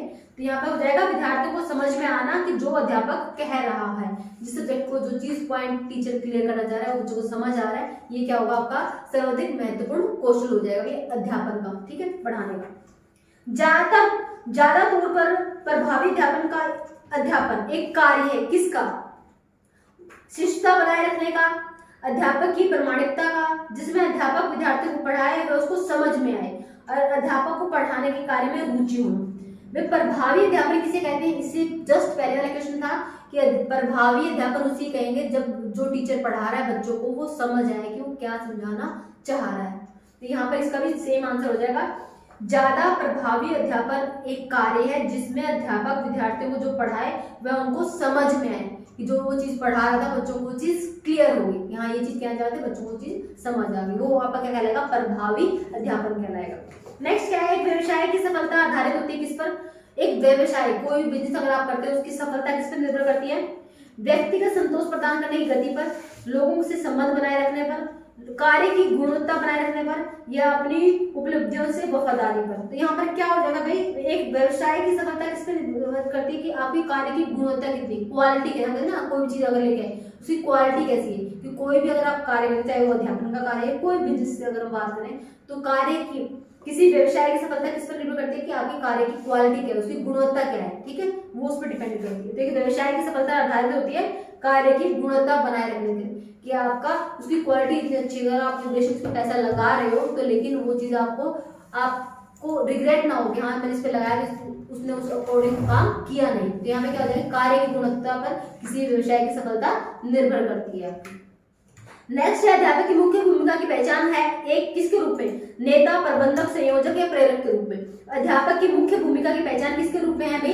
प्रेरक के रूप में। हमेशा याद रखना, शिक्षक हमें के या सीजेड के जो भी आपका होता है वो एक प्रेरक मार्गदर्शक के रूप में काम करता है। शिक्षक किसके रूप में काम करता है? मार्गदर्शक के रूप में काम करता है। इसलिए जो वर्ड यूज कर देते हैं प्रेरक वर्ड यूज कर देते हैं, ठीक है। अध्यापक क्या है? अध्यापक की मुख्य भूमिका की पहचान नेता के रूप में, प्रबंधक के रूप में, संयोजक के रूप में, प्रेरक के रूप में। प्रेरक के रूप में बच्चों को इंस्पायर करना पढ़ाने के लिए, किस चीज के लिए भी, इस तरीके से करो, आप ये कर सकते हो, उसकी कार्य क्षमता को देखना, उसके अकॉर्डिंग उनको प्रोत्साहन देना। तो हमेशा टीचर कैसे काम करता है? एक प्रेरक के रूप में कार्य करता है भैया आपका, ठीक है। नेक्स्ट क्या है आपका? अध्यापन से पहले एक अध्यापक क्या करता है? अध्यापन से पहले कि कोई चीज पढ़ाने से पहले अध्यापक क्या करता है? कारणों की पहचान करना, अध्यापन पाठ्य की तैयारी करना, विद्यार्थियों की रुचि की जानकारी या उपयोग सभी। तो यहाँ पे आपको उपयोग सभी आंसर हो जाएंगे भाई। पढ़ाने से पहले अध्यापक क्या होना चाहिए? पूरी पाठ की जानकारी होनी चाहिए, आप क्या विषय पढ़ा रहे हो, उसके बारे में क्या क्या चीजों का कोई जरूरत है। विद्यार्थियों की रुचि की जानकारी होनी चाहिए कि बच्चों का इसमें इंटरेस्ट आएगा, किस प्रकार से इंटरेस्टिंग बना के बच्चों को पढ़ाया जा सकता है। और उसके बाद क्या है? उसकी कारणों की पहचान, हेतुओं की पहचान, हेतु मतलब कारणों की पहचान करना। तो यहाँ पर तीनों आपको उपयोग सभी हो जाएंगे आंसर कि अध्यापन के लिए एक अध्यापक को क्या करता है? पहले इन सब चीजों की जानकारी होनी चाहिए, बच्चों की इंटरेस्ट, आगे पाठ्य की सामग्री क्या क्या है और उसके कारण। नेक्स्ट क्या है? सार्थक अध्यापन में शामिल है। सार्थक मतलब जो मीनिंगफुल है, अध्यापन का मतलब जो आप पढ़ा रहे हो, ठीक है। सार्थक अध्यापन में शामिल है क्या? अध्यापक क्रियाशील है, विद्यार्थी क्रियाशील है। अध्यापक क्रियाशील है परंतु अध्यापक क्रियाशील हो या ना हो परंतु विद्यार्थी क्रियाशील हो, या फिर आपका अध्यापक क्रियाशील हो विद्यार्थी क्रियाशील हो। तो भाई सार्थक अध्यापन, सार्थक मतलब सार्थक तभी है जब आप दोनों एक्टिव हो, टीचर पढ़ाया जा रहा है वो आपका, लेकिन बच्चे बिल्कुल भी एक्टिव नहीं है, मतलब वो जो चीज को सीख नहीं रहे, ठीक है, समझने की कोशिश नहीं कर रहे। तो यहाँ पर सार्थक अध्यापन कब कहलाएगा? जब आपका अध्यापक प्लस विद्यार्थी, अध्यापक प्लस विद्यार्थी दोनों क्या हो गई? क्रियाशील हो, दोनों क्या हो आपके? क्रियाशील हो गई, तब वो क्या कहलाएगा आपका? प्रभावी अध्यापन कहलाएगा। अध्यापक भी क्रियाशील होना चाहिए, एक्टिव होना चाहिए, इन्वॉल्व होना चाहिए एक्टिविटी जो भी आप सिखा रहे हो, और बच्चा भी एक्टिव होना चाहिए, क्रियाशील होना चाहिए, ठीक है, तब सीखा जाएगा। सिर्फ टीचर एक्टिव है बच्चा नहीं है तभी भी सीखना नहीं होगा। टीचर एक्टिव नहीं है, सिर्फ बच्चा कर रहा है, टीचर उसको किसी प्रकार हेल्प नहीं कर रहा, हाँ कर लो ठीक है ये, तब भी बच्चा सीख नहीं पाएगा प्रभावित तरीके से। तो प्रभावित अध्यापन कब होगा? जब दोनों उसमें क्या होंगे? एक्टिव होंगे, क्रियाशील होंगे। अध्यापन का सर्वप्रथम का परिणाम क्या होता है? अध्यापन का सर्वप्रथम परिणाम मतलब रिजल्ट क्या होता है भी? विद्यार्थी के व्यवहार का इच्छित दिशा में बदलाव, विद्यार्थी के व्यक्तित्व का संपूर्ण विकास, विद्यार्थी के चरित्र का विकास, उचित काम में नियुक्त होना। अध्यापन का सर्वप्रथम परिणाम क्या होता है भाई कि जो बच्चों के व्यवहार में आप चेंजेस करना चाह रहे थे, जिस भी डायरेक्शन में आप करना चाहते थे, जो चीज सिखाना चाह रहे थे बच्चे वो चीज सीख पा रहे, तो अध्यापन का सबसे पहला सर्वप्रथम आपका परिणाम क्या होता है, विद्यार्थियों के व्यवहार का इच्छित दिशा में बदलाव। विद्यार्थियों के व्यवहार का इच्छित मतलब जो आप चाह रहे थे, इच्छित दिशा में बदलाव करना भी, ठीक है। जो आप उसके व्यवहार में चेंजेस करना चाह रहे थे, जो आप उसको सिखाना चाह रहे थे, बच्चा अगर वो चीज कर रहा है तो आपको क्या कहलाएगा, आपका सफल अध्यापन कहलाएगा, ठीक है। यहाँ पे हो जाएगा अध्यापन का सर्वप्रथम परिणाम क्या होता है कि विद्यार्थी के व्यवहार में इच्छित परिवर्तन किया जाए, इच्छित दिशा में बदलाव किया जाए। अध्यापक की कार्य क्षमता की प्राथमिक आवश्यकता क्या होती है, अध्यापक की कार्य क्षमता की प्राथमिक आवश्यकता पूछ रही है। अध्यापन कौशल में निपुणता के प्रयोग में, अध्यापन की विविध तकनीकी निपुणता में, अध्यापन में माध्यम और टेक्नोलॉजी के सही प्रयोग में निपुणता की, जो भी टेक्नोलॉजी अवेलेबल है लेकिन टीचर को यूज ही करने नहीं आ रही तो भी वो प्रभावी नहीं होगा कि आपके पास है तो सारी चीजें अवेलेबल लेकिन टीचर्स को उसके बारे में नॉलेज नहीं है, वो उसका प्रयोग नहीं कर रहे हैं बच्चों को सिखाने में। या फिर अध्यापन की विविध तकनीकी निपुणता होनी चाहिए, या फिर अध्यापन कौशल में अपने सब्जेक्ट में उसकी निपुणता होनी चाहिए। तीनों के तीनों आपके क्वेश्चन क्या हो जाएंगे, करेक्ट हो जाएंगे, ठीक है। अध्यापन की कार्य क्षमता की प्रभावी आवश्यकता क्या होती है कि अध्यापन कौशल में निपुणता होना, विविध तकनीकी निपुणता होना और अध्यापन माध्यम और टेक्नोलॉजी के सही प्रयोग में निपुणता होना। उपयुक्त सभी आपका आंसर हो जाएगा, वो तो 3 अध्यापन में प्रश्नावली का कौशल बहुत जरूरी है। कहते हैं अध्यापन के अंदर है ना, बच्चों से प्रश्न पूछते रहना बहुत जरूरी होता है। क्यों जरूरी होता है, शिक्षण में विद्यार्थियों को क्रियात्मक भाग लेने के लिए निश्चित करने के लिए। अगर बच्चों से आप क्वेश्चन नहीं पूछोगे, आपने पाठ पढ़ा दिया आप चले गए, उसके बाद बच्चों से आपने पूछा नहीं तो बच्चे उस चीज में एक्टिव होंगे नहीं। लेकिन अगर बच्चों को पता है कि एट द एंड आपने जो कुछ भी पढ़ा है उससे अगर आप क्वेश्चन पुटअप करते हो तो बच्चा क्या होगा, उसमें इंटरेस्ट बन जाता है, वो उसमें भाग लेता है, पार्टिसिपेट करता है। हाँ मुझे इसके बारे में पता है, हाँ मैं इसका आंसर देना चाहता हूँ, तो बच्चे क्या होंगे, एक्टिवली पार्टिसिपेट करते हैं। यहाँ पे क्या हो जाएगा, अध्यापन में प्रश्नावली कौशल बहुत जरूरी है। क्यों, क्योंकि शिक्षण में विद्यार्थियों के क्रियात्मक भाग लेने का निश्चित करने के लिए, ताकि बच्चे भी एक्टिवली उसमें पार्टिसिपेट कर पाए, उसको निश्चित करने के लिए। नेक्स्ट क्या है, एक अध्यापक को अपनी आय बढ़ानी है, आप उसे राय देंगे कि क्या करने के लिए, शेष वक्त में कोचिंग संस्थान में पढ़ाए, स्कूल कॉलेज से ज्यादा आय देने वाले कार्य स्वीकार करें, अध्यापन के सिवाय अन्य कॉन्ट्रेक्चुअल कोई वर्क करें या पुस्तकें लिखें। तो किसी अध्यापक को आप अगर एक्स्ट्रा इनकम के लिए क्या राय देंगे, पुस्तक लिखने के लिए। अगर आपको आपके सब्जेक्ट के बारे में अच्छी से नॉलेज है तो आप उसके बारे में क्या लिख सकते हो, कोई पुस्तक लिख सकते हो, ठीक है। अगर वो अच्छी होगी तो उसको क्या पब्लिश करके आप मार्केट में क्या सकते हो कि हाँ आप एक्स्ट्रा इनकम का सोर्स भी हो सकता है और आपकी नॉलेज भी क्या हो सकती है, वो हो जाती है। तो यहाँ पे क्या हो जाएगा, एक अध्यापक को अगर अपनी आय बढ़ानी है तो उसको राय देनी चाहिए कि वो क्या लिखे, पुस्तकें लिखे अपने विषय से संबंधित। एक प्रिंसिपल होने के नाते आप अपने सह अध्यापकों को प्रोत्साहित करेंगे, किस प्रकार से, भारत में या विदेशों में सेमिनार और कॉन्फ्रेंस में भाग लेने के लिए, विषय के ज्ञान को बढ़ाने के लिए, रिफ्रेश कोर्स में भाग लेने के लिए, पिछड़े लोगों को ऊपर उठाने वाले समाज सेवा में भाग लेने के लिए, या उपयोग सभी। तो यहाँ पे कह रहे हैं प्रिंसिपल के रूप में आप क्या है, उपयोग सभी। यहाँ पे हमारा राइट आंसर रहेगा कि क्या करना, बच्चों को अलग अलग स्कूल्स में जो सेमिनार्स होते हैं या अदर स्टेट्स में या कंट्रीज में जो सेमिनार होते हैं, टीचर्स को वहां पर भेजना ताकि वो सीख पाएंगे कौन कौन सी टेक्नोलॉजी उसको किस प्रकार से विकास किया जा सकता है, यूज किया जा सकता है, अपनी नॉलेज को एक्सचेंज किया जा सकता है। तो सेमिनार में पार्टिसिपेट करके अपने विषय को की नॉलेज को बढ़ाकर ताकि कुछ ना कुछ रिफ्रेश कोर्सेज करते रहे, ताकि जो भी चीज अपडेट हुई, जो चीज नहीं आई, जो टेक्नोलॉजी नहीं आई, टीचर उसके साथ अपने आप को अपडेट कर पाएंगे, ठीक है। तो यहाँ पे 3 ऑप्शन आपके क्या हो जाएंगे, करेक्ट हो जाएंगे। नेक्स्ट क्या है आपका, एक अध्यापक विद्यार्थी में सामाजिक और नैतिक मूल्यों को जगाएंगे, किसके माध्यम से, मूल्यों पर भाषण देकर, टीवी कार्यक्रम दिखाकर, धार्मिक उत्सव मनाकर, विद्यार्थियों के द्वारा सह पाठ्य सूची प्रवृत्तियों को शामिल करके। यहाँ पे क्या हो जाएगा, एक अध्यापक विद्यार्थियों में सामाजिक और नैतिक मूल्यों को जगाएंगे, किसके द्वारा, विद्यार्थियों को सह पाठ्य सूची प्रवृत्तियों में शामिल कर आ जाएगा यहाँ पे, ठीक है। तो उसको इस प्रकार से कि इस तरीके से रोल प्ले करवाना, किसी इस तरह की एक्टिविटी देना ताकि बच्चा खुद सीखे कि हाँ किसी कैरेक्टर को वो रिप्रेजेंट करता है तो उसके गुणों को अपने आप ही क्या करता है, खुद समझता है, खुद उनको अडॉप्ट करने की कोशिश करता है। तो क्या हो जाएगा, विद्यार्थियों को सह पाठ्य सूची प्रवृत्तियों में शामिल करके भी। मूल्यांकन का सर्वाधिक अर्थपूर्ण राय है क्या है भाई, मूल्यांकन मतलब सबसे महत्वपूर्ण मूल्यांकन क्या है आपका, टर्म के अंत में आप लास्ट में एक एग्जाम ले लो, परीक्षा ले लो, विद्यार्थियों की कैलकुलेटिव रिकॉर्ड रखना, सेमेस्टर की पद्धति का मूल्यांकन करना या निरंतर विस्तृत मूल्यांकन। आपको पता ही आपके कॉम्प्रिहेंसिव और कंटिन्यूअस आपका हम सीसी पढ़ते हैं ना कि इवैल्यूएशन कैसा होना चाहिए, कंटिन्यूअस होना चाहिए आपका और क्या होना चाहिए, कॉम्प्रिहेंसिव होना चाहिए, कि सारे पक्षों का मूल्यांकन होना चाहिए और निरंतर चलते रहना चाहिए। ऐसा नहीं कि आपने साल के लास्ट में या 6 महीने बाद या 3 महीने बाद बच्चों का मूल्यांकन किया कि हाँ बच्चों ने क्या सीखा क्या नहीं। थ्रू आउट द ईयर आपको क्या करते रहना चाहिए, बच्चों का मूल्यांकन करते रहना चाहिए। तो यहाँ पे क्या राइट आंसर आएगा, निरंतर मतलब कंटिन्यूअस एंड विस्तृत मतलब हर पक्ष का मूल्यांकन। ठीक है, मूल्यांकन का सर्वाधिक महत्वपूर्ण अर्थपूर्ण क्या हो जाएगा, जो मूल्यांकन आपका निरंतर भी है और आपका विस्तृत भी है। विस्तृत मतलब सभी पक्षों का मूल्यांकन करता होगा। नेक्स्ट क्या है, शैक्षणिक टेक्नोलॉजी उपयोगी होती है क्योंकि शैक्षणिक जो टेक्नोलॉजी है वो उपयोगी होती है। क्यों, यह वक्त की जरूरत है, प्रख्यात संस्थानों के द्वारा अपनाई गई है, वह अध्यापन को अर्थपूर्ण और कार्यक्षम बनाती है, वह विद्यार्थियों को अध्यापन और तालीम प्रवृत्तियों की ओर आकर्षित करती है। तो भी शैक्षणिक टेक्नोलॉजी आपकी उपयोगी होती है। क्यों, क्योंकि ये क्या करती है, आपके कार्य को अर्थपूर्ण बनाती है और आपकी क्षमताओं को बढ़ाती है, बच्चों को अच्छे तरीके से उस चीज को सीख पाते हैं। ठीक है, तो शैक्षणिक टेक्नोलॉजी उपयोगी है क्योंकि वह अध्यापन को अर्थपूर्ण बनाती है और कार्य क्षमता को बढ़ाती है हमारे। ठीक है, ये आंसर हो जाएगा। नेक्स्ट है, एक अध्यापक को अपने विषय में निपुण होना आवश्यक है। किसके लिए, कोई हमें हमेशा कहा जाएगा कोई टीचर है तो उसको अपने सब्जेक्ट पर पकड़ होनी चाहिए, एक निपुण होना चाहिए। क्यों, जागृत करने के लिए, विद्यार्थियों को प्रभाव डालने के लिए, दिलचस्पी के लिए या अध्यापन को सार्थक बनाने के लिए। तो यहाँ पे बेस्ट आंसर क्या आ जाएगा, भाई किसी भी टीचर की अगर अपने सब्जेक्ट में निपुणता है तो उससे क्या होगा, अध्यापन को सार्थक बनाने के लिए, अध्यापन को पढ़ाने को क्या बनाने के लिए, सार्थक बनाने के लिए। ठीक है, अध्यापन को आपको पढ़ाने को सार्थक बनाने के लिए किसी भी अध्यापक को अपने विषय की संपूर्ण जानकारी होनी आवश्यक है।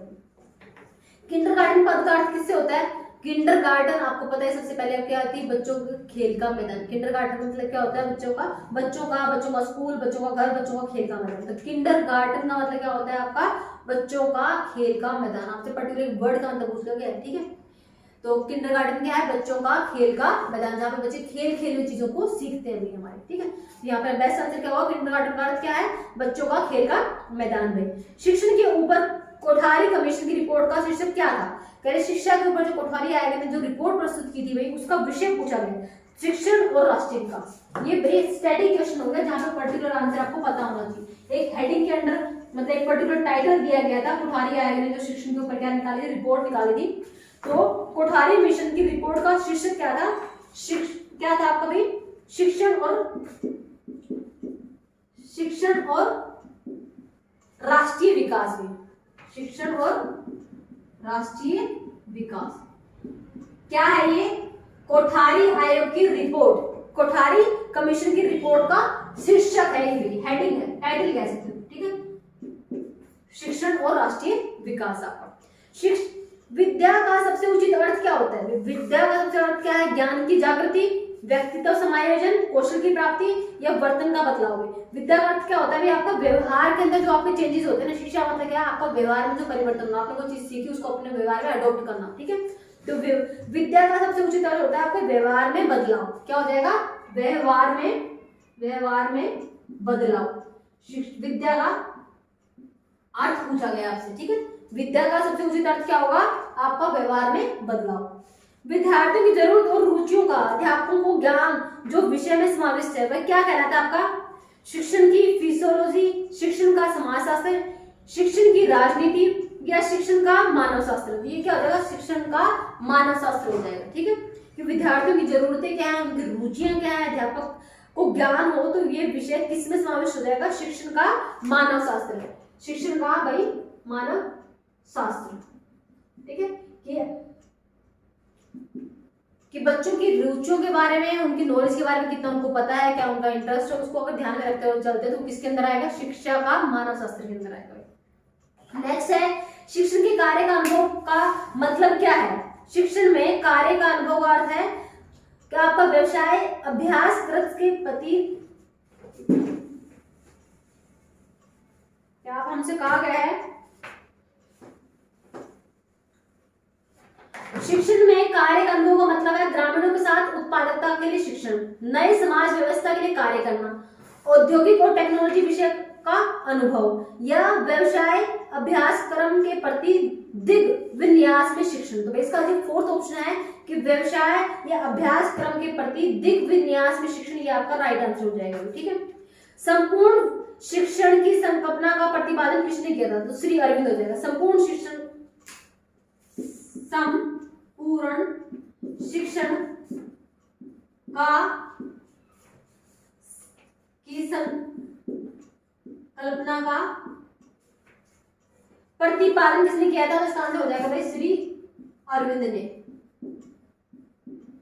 ये भी आपका डायरेक्ट क्वेश्चन है, आपको पता होना चाहिए संपूर्ण शिक्षण की संकल्पना का प्रतिपादन किसने किया था? तो श्री अरविंद ने किया था भैया। ठीक है, विद्यार्थियों का संवेगी आयोजन सार्थक होता है किसमें? व्यक्तित्व बनाने में, वर्ग अभ्यास में, अनुशासन में, उपयुक्त सभी में। तो यहाँ पे क्या हो जाएगा? उपयुक्त सभी में होते हैं। श्याम फलक तालीम को कौन सी श्रेणी समूह में समाविष्ट किया जा सकता है? कह रहे श्याम फलक, श्याम मतलब श्याम पटक जैसा आपका है उसको किसमें कर सकते हो? जैसे बोर्ड है भाई, इसको आप किस श्रेणी में रखोगे? श्रव्य साधन जो सुना जाता है, दृश्य साधन जो देखा जाता है, श्रव्य दृश्य साधन जो सुना भी जाता है, देखा भी जाता है, या उपयुक्त में से कोई नहीं। तो आपका जो ब्लैक बोर्ड आता है ना, ये लिखा है श्याम फलक तालीम। श्याम इस तरह के वर्ड यूज किए, श्याम फलक तालीम को आप किस में शामिल करोगे? तो श्याम का मतलब श्याम पट की बात हो रही, बोर्ड की बात हो रही, इसको किसमें शामिल करोगे? दृश्य, दृश्य में देख कर आप दृश्य संबंधी साधन हो जाएगा। ठीक है, दृश्य संबंधी साधन हो जाएगा जिसमें आप देख कर कोई चीज सीखते हो। अगर ऑडियो हो गई तो वो आप सुन के होगा तो उससे संबंधी हो जाएगा। लेकिन अगर आप कोई चीज देख कर, जैसे ब्लैक बोर्ड है, चार्ट है, इस तरह की चीजें जब ऑब्जेक्ट को रियल में सामने दिखा रहे हो तो वो सामग्री किससे संबंधित हो जाती है? दृश्य, देखने से संबंधित हो जाती है कि आप देख कर कोई चीज सीखते हैं। उसके बाद है कौन सी तालीम कौशल से संबंधित है? श्याम फलक पर लिखना, प्रश्नों को सुलझाना, प्रश्न पूछना, उपयुक्त सभी। तो कह रहे हैं ये तीनों के तीनों क्या है? आपकी शिक्षा से संबंधित। तालीम का कौशल का मतलब तालीम का सिखाना। तो कौन सी तालीम कौशल से संबंधित है? श्याम फलक पर लिखना, श्याम फलक का मतलब ब्लैक बोर्ड पर लिखना, प्रश्नों को सुलझाना या प्रश्नों को पूछना, या उपयुक्त सभी। तो यहाँ पे आंसर क्या हो जाएगा? उपयुक्त सभी आपकी किससे संबंधित है? तालीम कौशल से संबंधित है। विद्यार्थी जो वर्ग में प्रश्न पूछता है उसे वर्ग के बाद अध्यापक से मिलने की सलाह देनी चाहिए, वर्ग में चर्चा के दौरान भाग लेने के लिए प्रोत्साहित करना चाहिए। विद्यार्थी जो वर्ग में प्रश्न पूछता है, मतलब एक ग्रुप के अंदर जो प्रश्न पूछता है बच्चा, विद्यार्थी जो वर्ग में प्रश्न पूछता है उसे क्या करना चाहिए? वर्ग के चर्चा के दौरान भाग लेने के लिए प्रोत्साहित करना चाहिए। जो बच्चे हैं जो ग्रुप के अंदर कर रहे हैं उनको क्या करना? प्रोत्साहित करना कि सब बच्चे क्या इन्वॉल्व हो गए। ठीक है, तो विद्यार्थी जो वर्ग में प्रश्न पूछता है उसे वर्ग में चर्चा के दौरान भाग लेने के लिए प्रोत्साहित करना। जो ग्रुप डिस्कशन होता है उसके अंदर क्या करना चाहिए? बच्चों को प्रोत्साहित करने के लिए, किसके लिए? चर्चा में भाग लेने के लिए बच्चों को क्या करना चाहिए? प्रोत्साहित करना चाहिए। नेक्स्ट है सत्तावादी स्तर पर तालीम क्या है? सत्तावादी की हम बात करें, अगर हम पर्टिकुलर उस पे जाए तो क्या होती है? हमारी एजुकेशन क्या है अभी? शिक्षक केंद्रित है। हमारा केडीएस है या डीएसएसबी है या सीटेट है, वो हमारा किस पे कंसंट्रेट करता है कि हमेशा जो शिक्षा होनी चाहिए वो क्या होना चाहिए? आपका सेंटर केंद्र कौन होना चाहिए? बच्चा होना चाहिए। ठीक है, और यहाँ पर सत्तावादी की बात करें तो शिक्षक केंद्रित हो जाएगी कि क्लास के ऊपर किसका वर्चस्व होता है, कौन आपको मेन रोल प्ले करता है, वो आपका अध्यापक करता है। तो शिक्षक केंद्रित जो है वो किस में हो जाएगी? सत्तावादी की बात करें, सत्तावादी। हमसे पूछा गया है सत्तावादी स्तर पर तालीम क्या है? अध्यापक केंद्रित, शिशु केंद्रित, हेडमास्टर केंद्रित या अनुभव केंद्रित। ये क्या हो जाएगा? शिक्षक केंद्रित है भाई हमारी। ठीक है, शिक्षा आपका मेन सेंटर रहता है, वही सब कुछ कंट्रोल करता है। यहाँ पे बच्चे के अकॉर्डिंग सब चीजें नहीं होती, टीचर के अकॉर्डिंग होती है, किस हिसाब से पढ़ाना है, कौन सी चीजों को यूज करना है, कौन सी सामग्री यूज करनी है, वो सब कौन डिसाइड करता है? टीचर करता है। तो सत्तावादी तालीम के अंदर मेन केंद्र कौन होता है? शिक्षक होता है। अध्यापकों की सार्थकता को बढ़ाने के लिए शिक्षण में अंतर प्रतिक्रिया विश्लेषण श्रेणी पद्धति किसने बनाई थी? आपने किसने बनाई थी? ये भी पर्टिकुलर क्वेश्चन है भाई। अध्यापकों की सार्थकता को बढ़ाने के लिए शिक्षण में अंतर प्रक्रिया विश्लेषण पद्धति, इंटरेक्शंस एनालिसिस कैटेगरी पद्धति किसने बनाई थी?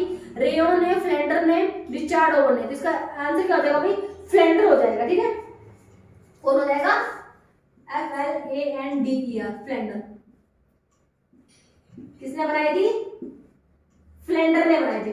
ठीक है, interaction analysis category, interaction analysis category बनाई थी आपकी फ्लेंडर ने। पर्टिकुलर क्वेश्चन है, ये लिख लेना भी आपका।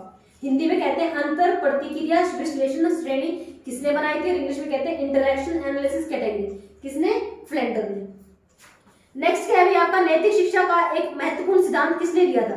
नैतिक शिक्षा का आपको भाई हम जो सीडीपी हम करते हैं सीटेट के अंदर, उसके अंदर आपका आता है कि सिद्धांत कौन कौन से किसने दिए हुए। तो नैतिक शिक्षा का सिद्धांत किसका है भाई? लॉरेंस कोलबर्ग का है। ध्यान होगा, सबने पढ़ा भी होगा। नैतिक शिक्षा का जब भी सिद्धांत की बात आएगी, नैतिक विकास का सिद्धांत किसने दिया था? आपका कोलबर्ग ने दिया था। सीडीपी के अंदर आता है, बिल्कुल क्लियर, आपको हेडिंग में मिल जाएगी इसकी अलग से, ठीक है। तो नैतिक शिक्षा का महत्वपूर्ण सिद्धांत किसने दिया था? लॉरेंस कोलबर्ग ने दिया था भैया आपको। चारित्र्य का विकास होता है किसके द्वारा? इच्छा शक्ति से, नैतिकता से और शिष्ट और वर्तन से। तो आपको ये क्या आता है? उपयोग सभी से भी। चरित्र का जो विकास होता है वो आपकी शिक्षा से भी होता है, इच्छा शक्ति से भी होता है और नैतिकता से भी होता है। तो यहाँ पे आया उपयुक्त तो सभी, इसका आंसर हो जाएगा चारित्र्य का विकास, उपयुक्त सभी भाई। निम्नलिखित में से कौन सी तालीम शिक्षण का स्तर नहीं है? कौन सी तालीम शिक्षण के अंदर नहीं आती? असमानता का स्तर, याददाश्त स्तर, चिंतनशील या समझ। समझ भी आता है, चिंतनशील भी आता है और आपका याददाश्त भी आता है कि आप कितना चीज को याद रखो। याददाश्त भी आएगा, चिंतन भी आएगा, समझ भी आएगा। कौन सा नहीं आता? इस तरह का कोई स्तर नहीं होता। असमानता क्या नहीं आएगा इसमें? असमानता का स्तर, ये ऐसा कोई नहीं होता भी आपका, ठीक है। असमानता का स्तर, ये क्या पूछा था? कौन सा तालीम का स्तर नहीं है? असमानता का स्तर, ऐसा कोई स्तर नहीं होता भी आपका, ठीक है। नेक्स्ट क्या है आपका? यशपाल कमेटी रिपोर्ट कब आई थी? 1993 में। यशपाल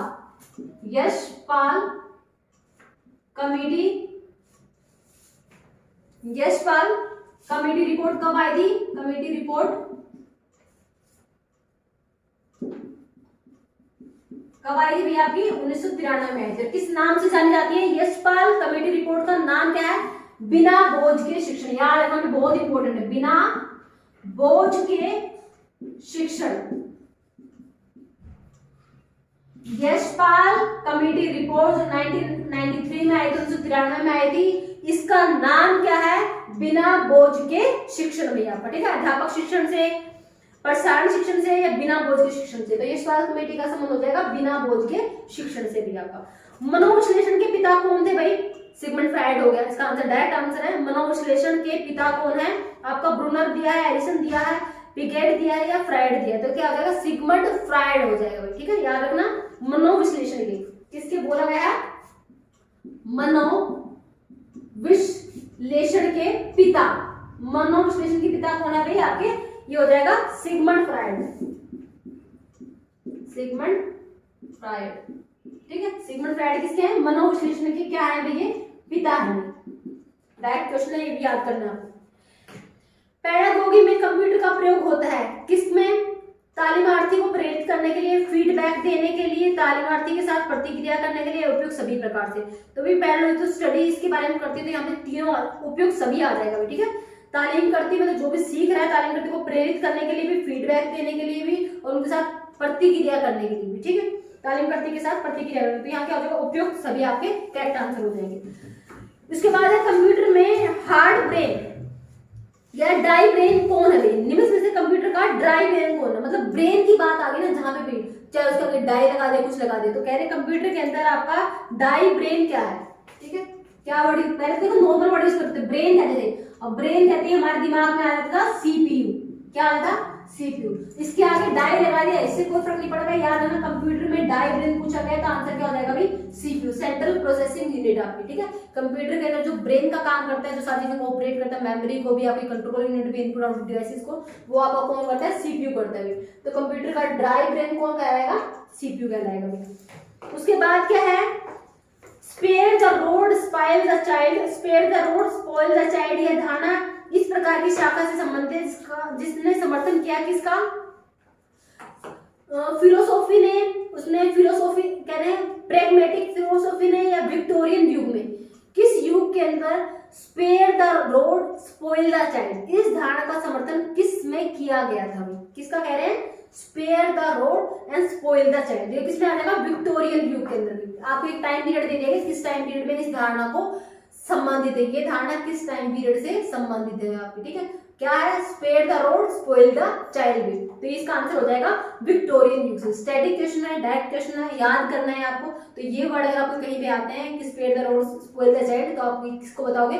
विक्टोरियन युग से संबंधित है भैया आपकी ये धारणा, ठीक है। उसके बाद है स्कूल संकुचन की परिकल्पना प्रथम स्थापित की गई थी कहाँ पर? स्कूल को जो चलाने की जो परिकल्पना है प्रथम कहाँ स्थापित की गई थी? उत्तर प्रदेश में, बिहार में, मध्य प्रदेश में या राजस्थान में? ये भी भाई इंपॉर्टेंट क्वेश्चन है, तो इसका आंसर हो जाएगा भाई राजस्थान के अंदर। कहाँ पे हो जाएगा? राजस्थान के अंदर।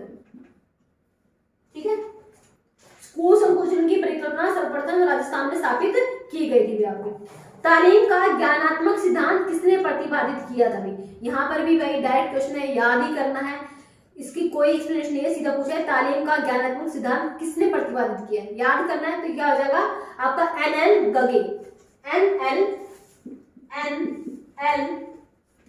गगे। ठीक है, ये आपको याद करना, नाम दिया हुआ है कि तालीम का ज्ञानात्मक सिद्धांत। इसलिए क्वेश्चंस को नोट डाउन कर लेना, जो आपके क्वेश्चन जो आपको याद ही करने हैं। तालीम का ज्ञानात्मक सिद्धांत किसने दिया है? एन.एल. गगे। नेक्स्ट क्या है आपका? संस्था की योजना आधारित होती है किस पर? संस्था की कोई भी संस्था अगर आप स्थापित की जाती है उस किस चीज पर आधारित होती है? वो आपकी समय सारणी पर, प्रबंधन पर, आवश्यकता पर, ध्येय या आवश्यकता पर। तो इस पे क्या आ जाएगा?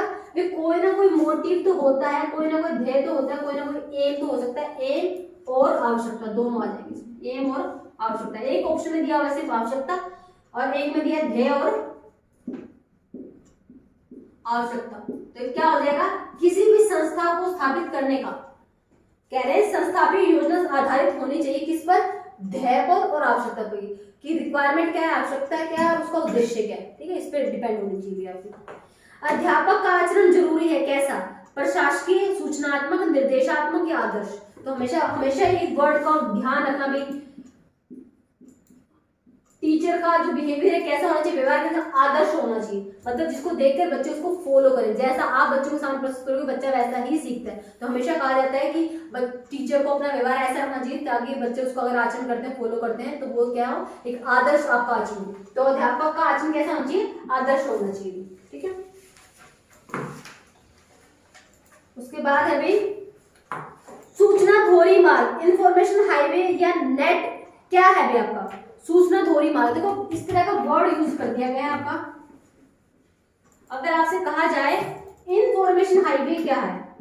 इंफॉर्मेशन हाईवे किसे कहा जाएगा?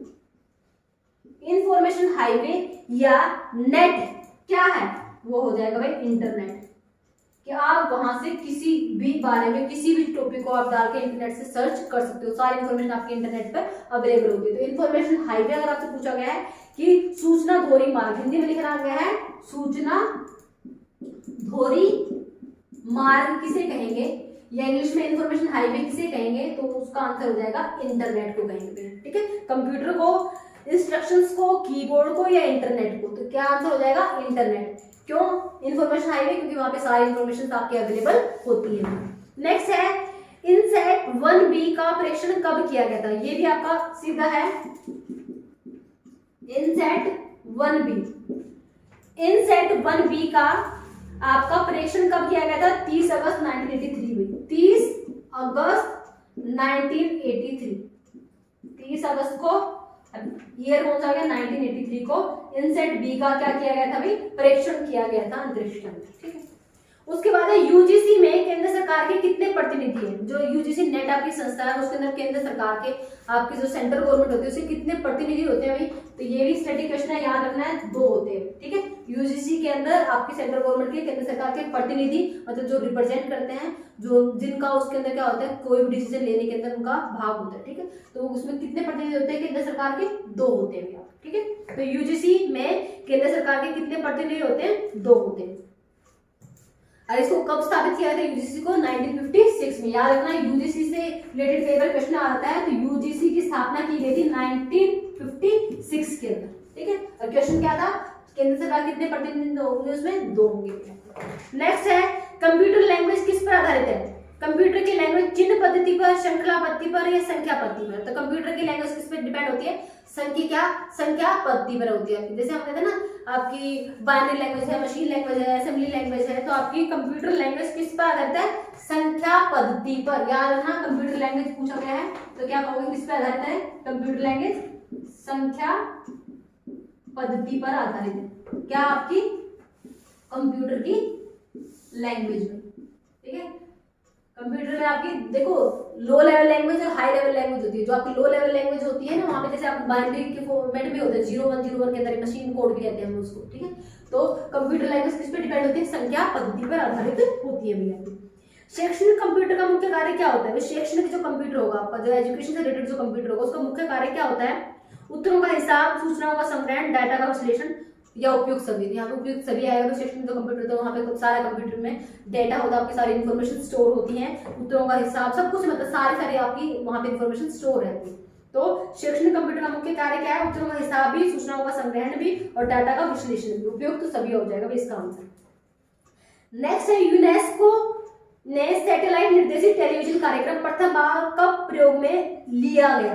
कब लिया गया था? यूनेस्को ने सैटेलाइट से निर्देशित होने वाले टेलीविजन कार्यक्रम प्रथम बार कब प्रयोग में लिए थे? 1965 में। कब थे भाई? 1965 में। किसके द्वारा? यूनेस्को के द्वारा हुए, ठीक है। यूनेस्को ने सैटेलाइट निर्देशित टेलीविजन कार्यक्रम प्रथम बार 1965 में प्रयोग किए थे, ठीक है। विश्व का प्रथम व्यावसायिक संचार सैटेलाइट आपका कौन सा था? Early bird. अप्रैल 1965 में प्रेक्षित किया गया था। कब? अप्रैल 1965 में। क्या नाम था? अर्ली बर्ड के नाम से। किसके नाम से था? Early bird. अप्रैल 1965 में। क्या था ये? आपका पहला टेलीविजन कार्यक्रम था सैटेलाइट के माध्यम से। निम्नलिखित में से किसने सूचनात्मक पद्धति के मुख्य घटक है? सूचनात्मक पद्धति के मुख्य घटक क्या है आपका? बेसिक टीचिंग मॉडल, आपका centric teaching model, inductive teaching model, social simulations. तो यहाँ पे क्या आएगा? बेसिक टीचिंग मॉडल में। किसमें सूचनात्मक पद्धति के मुख्य घटक हैं? बेसिक टीचिंग मॉडल में। क्या हो जाएगा यहाँ पे? बेसिक टीचिंग मॉडल हो जाएगा। कह रहे हैं वर्ष 1962 में विकसित बेसिक टीचिंग मॉडल में शिक्षण प्रकार को 4 घटकों में बांटा गया था। निर्देशात्मक, सूचनात्मक, कार्यनिष्ठ और परिवेशात्मक उद्देश्य भी आपके, ठीक है। तो 1962 में बेसिक टीचिंग मॉडल आ जाएगा, ठीक है। किसमें? सूचनात्मक पद्धति के मुख्य घटक हैं। तो आपको बता दिया बेसिक टीचिंग मॉडल में 4 घटक होते हैं आपके। तो उसमें एक सूचना है, एक निर्देश है, एक परिवेशात्मक है और दूसरा क्या है? कार्य का निष्पादन है। आपको 4 घटक होंगे। तो उसके बाद है भाई कंप्यूटर आधारित टीचिंग मॉडल किसके द्वारा बनाया गया था? कंप्यूटर पे आधारित टीचिंग का मॉडल किसने बनाया था? ये आपका ये हो जाएगा 1965 में स्टोरलूट्स डेविस ने बनवाया था। किसने बनाया था? क्वेश्चन क्या है आपका? कंप्यूटर आधारित टीचिंग मॉडल पूछा गया। टीचिंग मॉडल, कंप्यूटर आधारित टीचिंग मॉडल किसने बनाया था? 1965 में। किसके द्वारा? एक तो डेविस थे और दूसरे हैं भी आपके स्टोरलूट्स। इन दोनों के द्वारा 1965 में एंड डेविस और स्टोरलूट्स के द्वारा 1965 में टीचिंग मॉडल बनाया गया था। ये तो भाई सीधे डायरेक्ट क्वेश्चंस हैं। ये तो आपके इसमें कुछ समझने वाली बात है, या आपको याद करनी जरूरी नहीं है। 2013 में हुआ था भाई, 8-9 साल हो गए, रिपीट भी हो सकते हैं, तो एक बार गो थ्रू हो जाना। लेकिन आपको समझना क्या है, इस तरह के क्वेश्चंस आपके कम से कम 20-25 क्वेश्चन ऐसे जो स्टैटिक क्वेश्चन है जो आपको पता होने चाहिए, ठीक है। तो आपको इनको याद करना है डायरेक्ट। अगर रिपीट होता है तो आपके लिए बेस्ट है कि आपने ये चीज पढ़ी हुई है और आपको हेल्प रहेगी इनको याद करने में। नेक्स्ट क्या है? लास्ट क्वेश्चन है आपका, समूह शिक्षण में विद्यार्थियों को निम्न में से कौन सी आकांक्षा होती है? कि समूह शिक्षण में जब आप ग्रुप टीचिंग करवाते हैं ना, समूह शिक्षण में विद्यार्थियों की कौन सी आकांक्षा होती है? समूह में से प्रशंसा, कार्य का बराबर बंटवारा, व्यक्तिगत दृष्टि बिंदु की अवहेलना, प्रत्येक विद्यार्थियों को समूह में आकर्षित करना। क्या आपको क्या होता है कि समूह शिक्षण विद्यार्थियों की कौन सी आकांक्षा होती है? कि आपको क्या है, एक तो सब बच्चों का काम बराबर से आपका बढ़ जाता है और उसके क्या है, आपका हर एक बच्चे को क्या उसमें पार्टिसिपेट कर पाए। समूह शिक्षण में प्रत्येक विद्यार्थियों को समूह में आकर्षित करने की आकांक्षा होती है। समूह शिक्षण शर्मीले ग्रामीण क्षेत्रों या सुदूर क्षेत्रों के विद्यार्थियों में सामूहिकता की भावना बढ़ाने के लिए प्रस्तावित हुआ था। यह एक व्यक्ति के ज्ञान के स्थान पर सामूहिक व्यक्तियों के ज्ञान को महत्व देता है, ठीक है। तो समूह शिक्षा किसमें ध्यान देती है कि ऐसा नहीं पर्टिकुलर बच्चे की नॉलेज टेस्ट करते हैं, एक ग्रुप बनाया गया जहाँ पे कुछ बच्चे ऐसे होते हैं कि जो उनको कोई चीज नॉलेज होती है लेकिन वो अकेला हेजिटेट करता है कोई चीज को प्रस्तुत करने में, तो वहाँ पे क्या है ग्रुप के अंदर क्या होता है, वहाँ वो आपका अपने नॉलेज को शेयर कर सकता है, क्योंकि बच्चे आपस में डिस्कस कर पाते हैं, लेकिन कई बार क्या होता है सामने वो खुल के अपनी बात को नहीं रख पाते। तो यहाँ पे क्या है, समूह शिक्षण विद्यार्थियों में कौन सी आकांक्षा होती है, प्रत्येक विद्यार्थियों को समूह में आकर्षित करना। तो यहाँ पे इसका जो आंसर होगा आपका बेस्ट, वो आपका फोर्थ वन हो जाएगा, क्योंकि समूह में प्रशंसा प्राप्त करना नहीं, कार्य को बराबर बांट लेना नहीं, व्यक्तिगत दृष्टि बिंदु की अवहेलना करना। ये कोई आकांक्षा थोड़ी होगी कि बच्चों की एक सिंगल बच्चे का क्या ओपिनियन है उसको आपको क्या कर देना, नेग्लेक्ट कर देना, ये नहीं होगा। तो लास्ट जो आपका ऑप्शन है कि प्रत्येक विद्यार्थियों को समूह की तरफ आकर्षित करना, ये इसका आपका बेस्ट आंसर हो जाएगा। तो यहाँ पर भी हमने 100 क्वेश्चन डिस्कस किए जो हमारे स्पेशल एजुकेशन के 2013 वाले पेपर के अंदर आए थे। इन क्वेश्चंस को एक बार अच्छे से रीड आउट कर लेना, जो क्वेश्चन आपको नोट डाउन करने हैं उनको नोट डाउन कर लेना, और आप देख लेना भी क्वेश्चंस किस तरीके से आ रहे हैं। ठीक है, मिलते हैं नेक्स्ट वीडियो में, धन्यवाद।